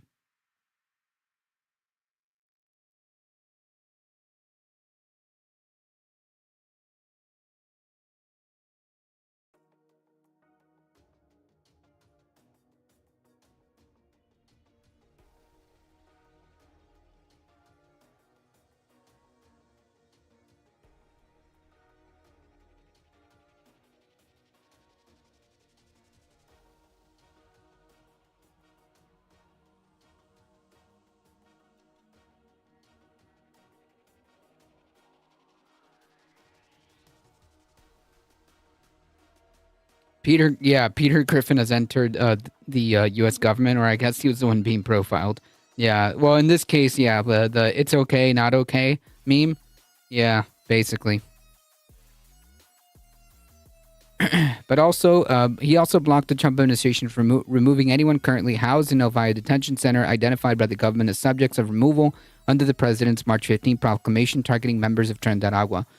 The judge also blocked any transportation or relocation of such persons outside Willacy and Cameron counties in Texas without a court order. The order is in effect until April 23rd, 5 p.m. Rodriguez scheduled the hearing at 1:30 p.m. Friday to consider whether to extend the temporary restraining order or issue other forms of emergency relief. He said he issued the order preventing their removal so that the plaintiffs could develop a fuller record for the court as it considers their request for a preliminary injunction and other relief. He also said he issued the order to prevent immediate and irreparable injury that may occur with the immediate removal of any Venezuelan immigrant who may be subject to the president's invocation of the Alien Enemies Act. Because as we've seen, like once they go, right, like this administration is not going to bring them back. They said so. They said, actually, it's not our job to bring them back. Maybe El Salvador, if you ask Bukele very nicely, okay, he might bring them back. But we small beans cannot ask for our folks back. Yeah, they're not coming back.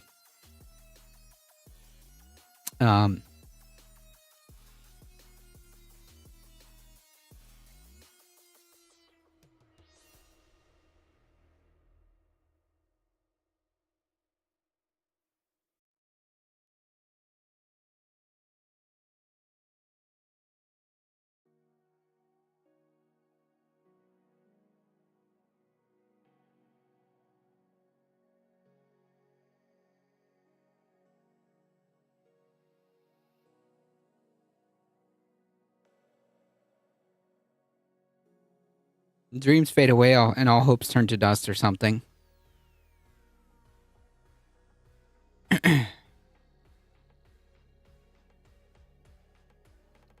I mean, how long, again, like how long is it before citizens are being shipped off to the concentration camp? I mean, like, seriously. How long before that starts happening? They already said they want to do it. They already said they're open to the idea. They said that they don't know what the legality is of shipping U.S. citizens there. But of course, like, that's just like bullshit because they don't care about the legality of anything. What they mean is we haven't found a way to sell it quite yet. But we're going to lay down the groundwork by saying that, like, we're only going to concentrate on eliminating the most heinous of people. Right? Like, that's the pretense that they're going to use. And people are just going to be like, yep, I guess, those people deserved it, whatever. When in reality, like, is not what's happening because, like, as we know, over 75% of those people, or just a shy of 75% of the people shipped to the concentration camp did not have a criminal record. So again, how long is it before they're just shipping off, like, citizens because they protested genocide? How long? And they'll just say they're terrorists, right? I mean, they are saying that. They'll say they're terrorists, and therefore that you need to be removed because you're dangerous, terrorist, Hamas, whatever. Bye.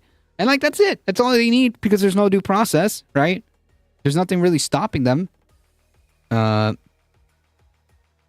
Illegally entering the country is illegal, though. Go fuck yourself, piece of shit.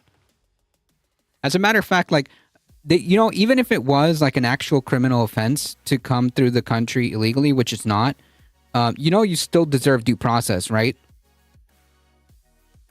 You still deserve due process, right? You're, like, actually disgusting.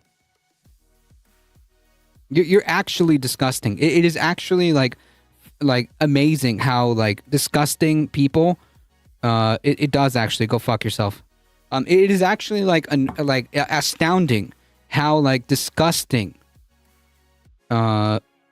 disgusting that there are people that actually unironically like say that like due process doesn't apply to which obviously they can't even spell illegals.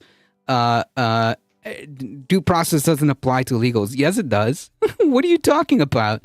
Due process is like the Constitution is the law of the land. The Constitution isn't the law of like American citizens, right? Because like if that's true, if due process in the Constitution does not apply to illegals, quote, then that means they can commit crimes without impunity. Without impunity because the law doesn't apply to them. So that's what you're saying.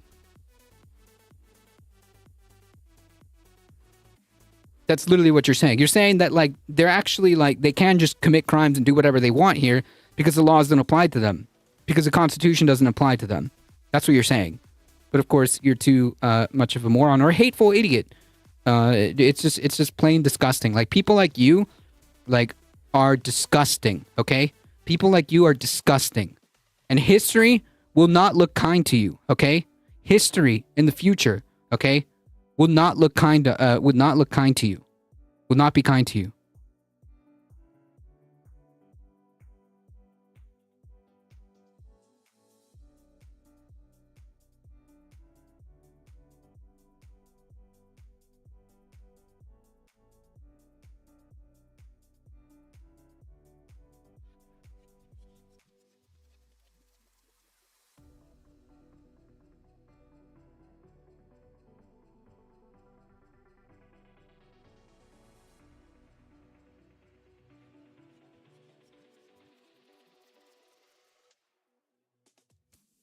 Like assuming like this person doesn't have children, or maybe they will in the future. Like, what will their kids say, right? Like, what will kids studying this history will say to people like this, right? Like, just like you're not the good guys in this, right? Like, you'll be studied.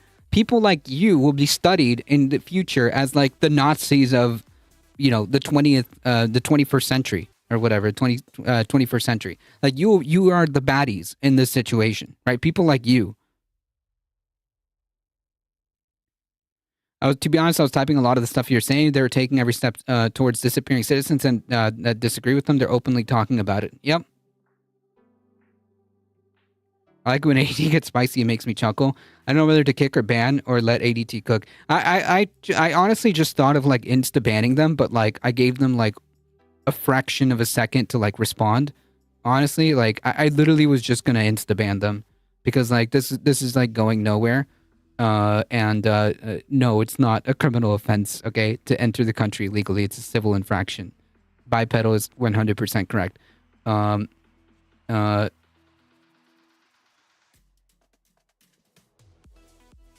The White House press secretary said that them not having any criminal record was grounds to believe they are some kind of super efficient criminal that has never been caught. So not a criminal is now grounds for deep. Right, like see, that's exactly what people like this disgusting person is advocating for, right? Like they're just saying, oh well, if we think that you might be a criminal, like I don't know, vibes, and looking a little brown, then like yeah, dude, goodbye to the concentration camp in El Salvador. Like 75% of those people don't have a criminal record. Okay?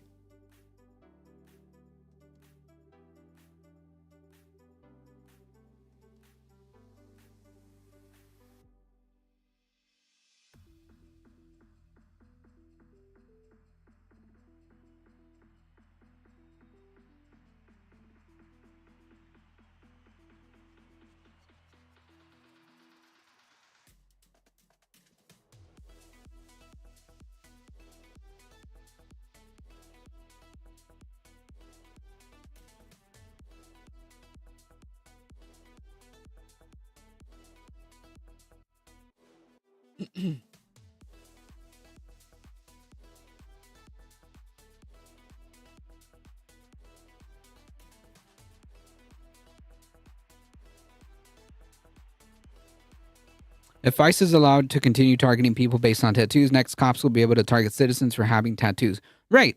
And again, since there's no due process, right? Like, who cares? If you just fit the description, then like you're off, you're gone. And like, who's gonna stop them, right? When the plane is already like halfway to El Salvador, who's gonna stop them?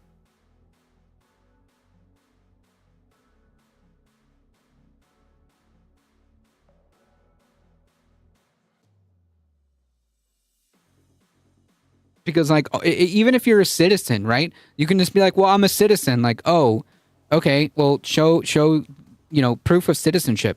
Well, here's my passport. What passport?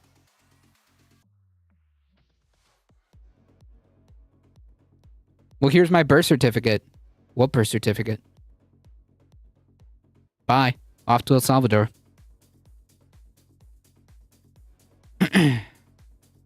It really is all around disgusting to see people around me in person supporting this stuff. It's hard to keep cool at this point. Yeah, I mean, like, 100%. It is freaking disgusting. I'm still rather gentle with it. I'm about to get go out and get the most confusing tats, Kanye's face on a cricket body.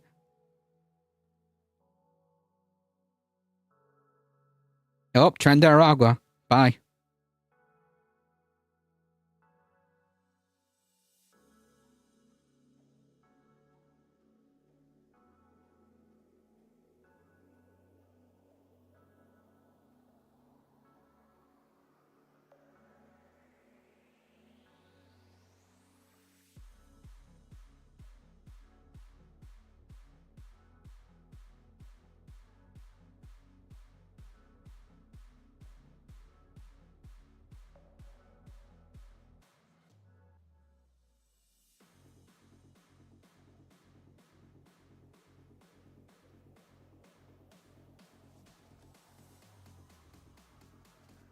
Waiting for them to repeal the Second Amendment for registered Democrats.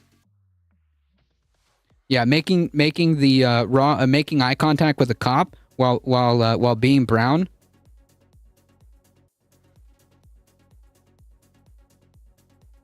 Definitely gang affiliated behavior.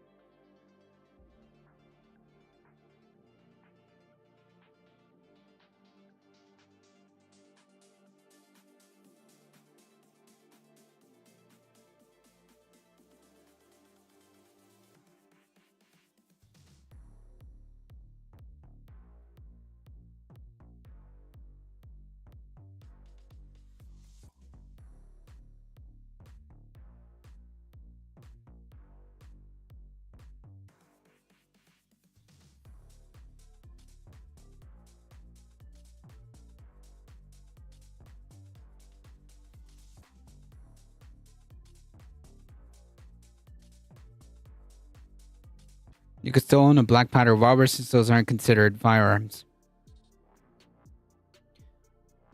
Waiting for them to repeal the Second Amendment for registered Democrats.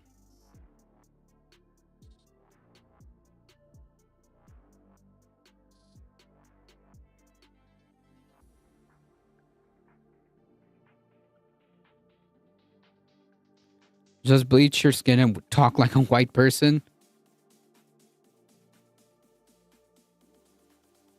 Yeah, I'm about to change my name to Charles.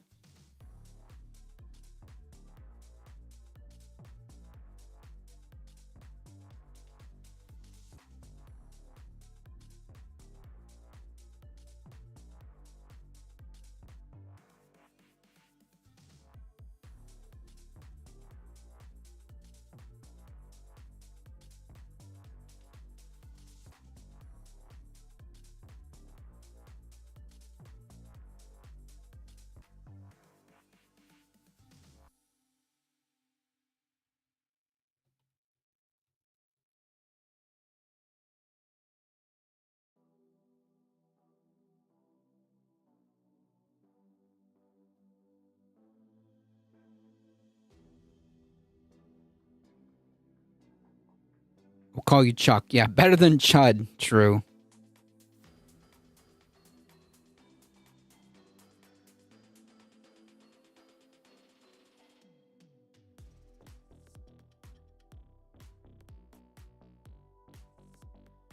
All right, let's get through this last one here.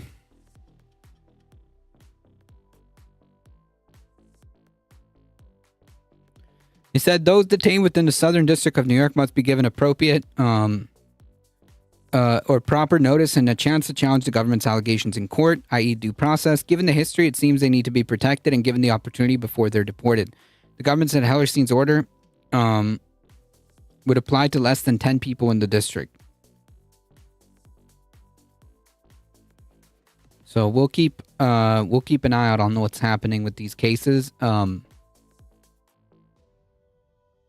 Because this is it, folks. This is the important stuff to pay attention to, especially also with this case of Gilmar Abrego Garcia, who we're also following.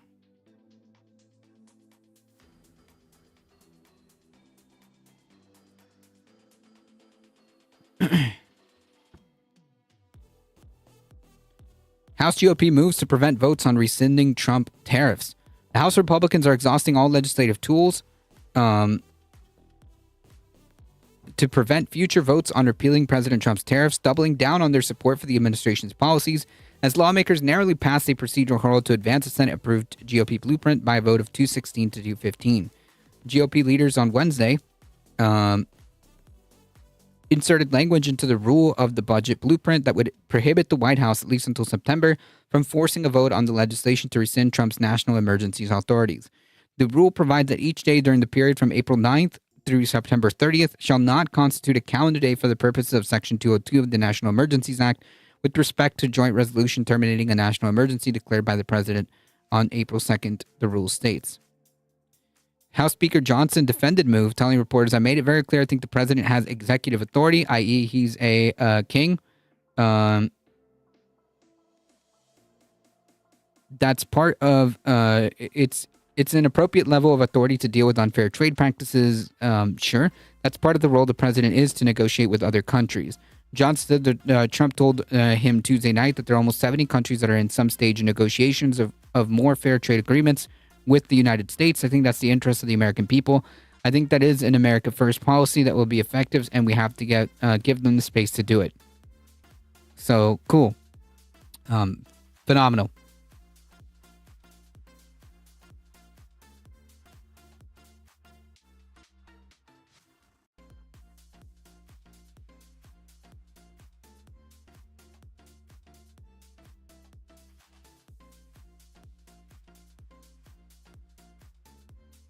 One second, folks.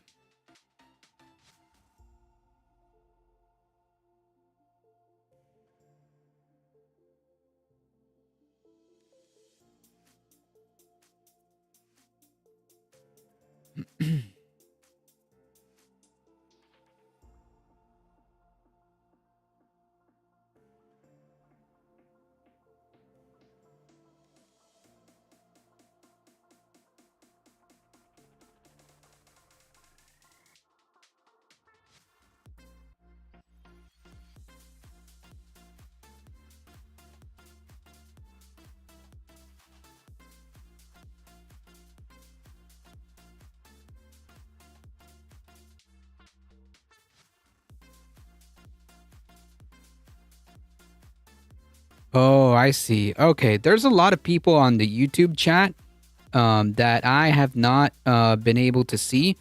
I see what the issue is. Okay, all right. So the folks on YouTube, I don't know what's going on. It looks like Restream is not doing its job to forward comments. Restream is not doing its job because there's a ton of people on YouTube, and I can't see anything.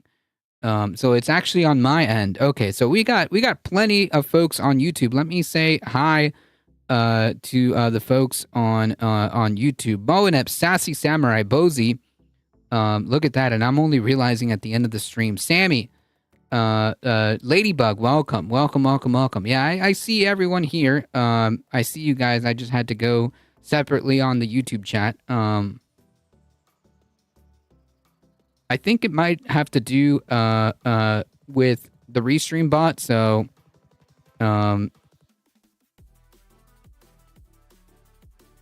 yeah.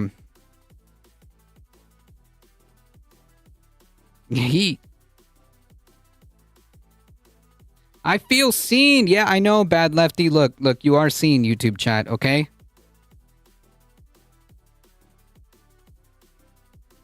Where they at? They're you can blame Restream bot for this because I'm not seeing anything. It's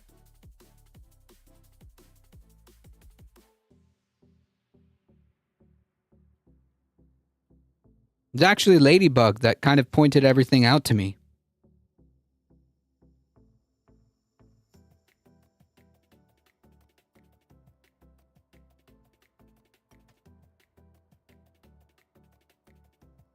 We thought we were in purgatory. No, I see you guys. It's just Restream didn't want to work today. No, it's not just you. But thank you for bringing it to my attention. I thought he was mad at us. No! No. I'm sorry, folks.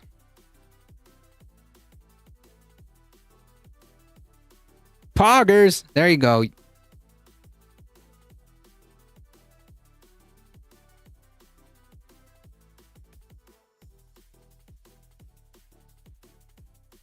Yeah, look at all this. I'm sorry. I can't even see all of YouTube and now I'm like looking at all the chats. My goodness.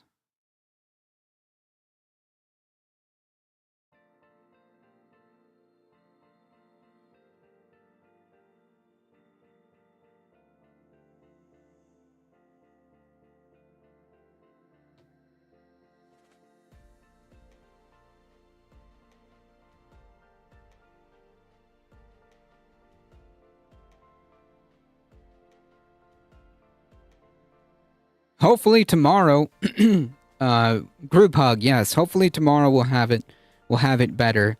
We'll have it fixed because I don't know why. Oh, I know why. Okay, so the YouTube chat on Restream bot for some reason.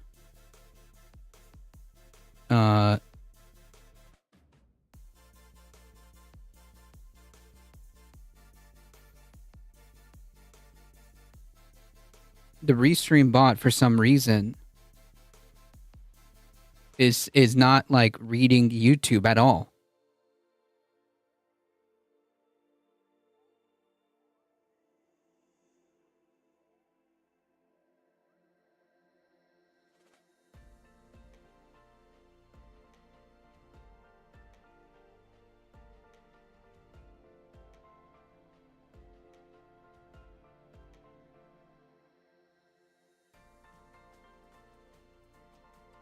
I'm in both.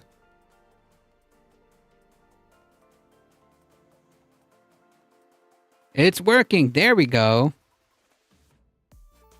Look at that.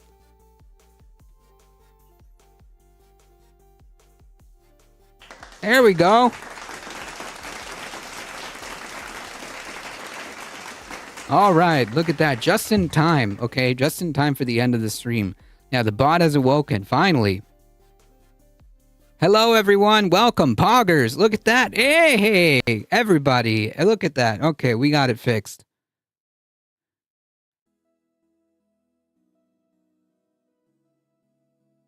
He lives to Pog again. We love our YouTube chat, don't we, folks? We're one big, beautiful chat, okay? One big, beautiful chat.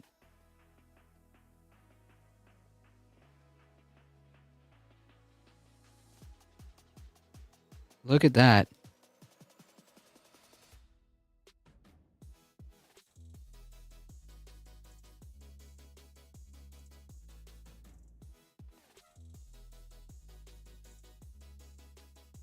I can see. Okay, great.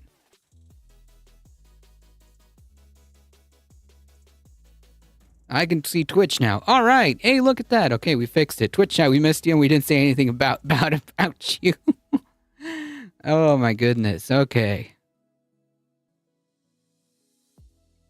All right, we got everything here. So I apologize. I didn't see YouTube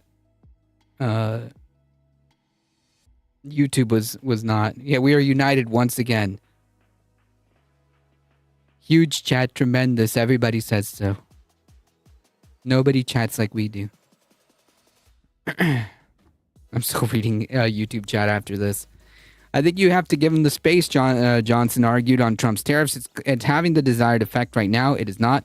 You see a number of nations going forward and proposing a much more free trade agreement with the United States. The American people deserve that. Yep. Up is down. Down is up. Freedom is slavery. I thought it was in YouTube jail. Yeah, I thought so too. And then I noticed, like, wait a minute. I don't see anybody on YouTube.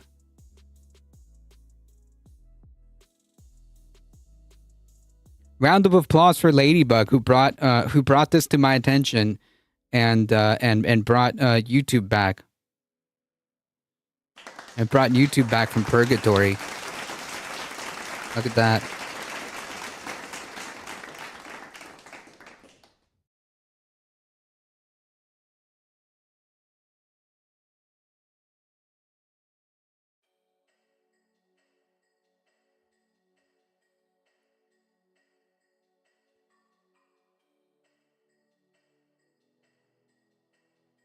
Yeah, big W. Sorry about that, folks.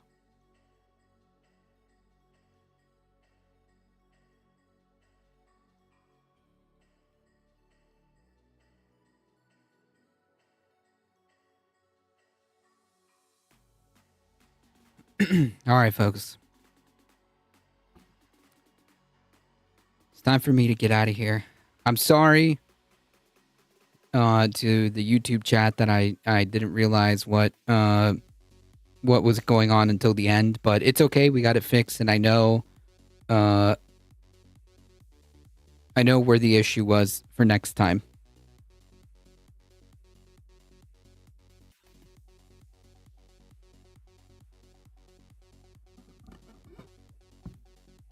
All right, folks, I got to get out of here. Thank you all for being here. I appreciate you guys being here. Thank you. Thank you to the YouTube chat for hanging in there, even though I was completely unawares. Thank you guys for being here. Thank you to the Twitch chat as well for being here.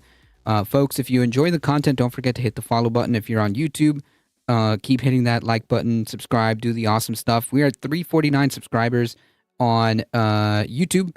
And 2,582 followers on Twitch. So keep it up, folks. You guys are what makes this channel go. If you want to support the channel, there are many different ways of doing so. Some of the best ways of doing it is spreading the word. Lend me your eyeballs, folks. We're here Monday through Thursday around 5 p.m. Eastern time.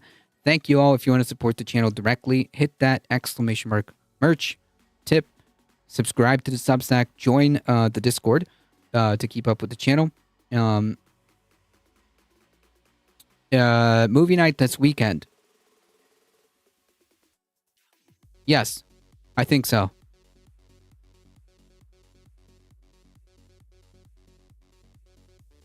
Thank you, Sassy.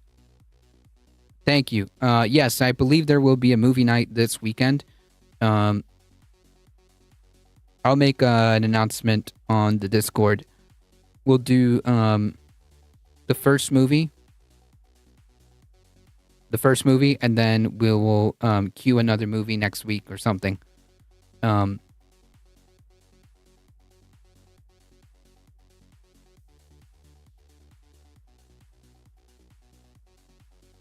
Let your pilot lights shine bright. One second.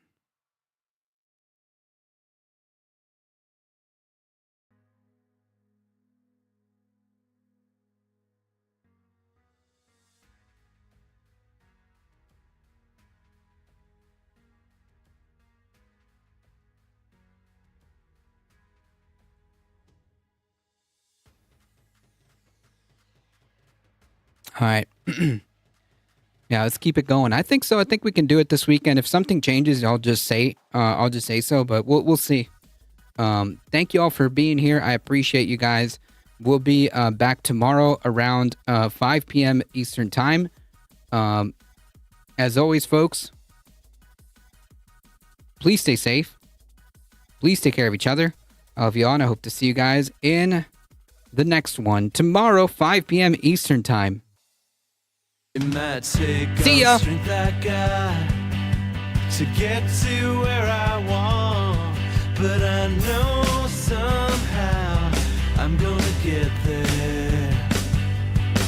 I wasn't looking when I just got caught between the truth and the lie. Bernie Town Hall, 9 p.m. Finding out won't make me feel any better. Yeah, I know the clock is ticking, but the meds are gonna kick in, and my pilot light shining bright. I guess somewhere the choice was made for the option where you don't get paid, for the road that bends before it finally breaks you. I guess somehow I lost my drive between the 101 and the 5. Do you know how far the detour It's the full takes song. you? Yep. Yeah, I know the clock is ticking, but the meds are gonna kick in, and my pilot light shining bright.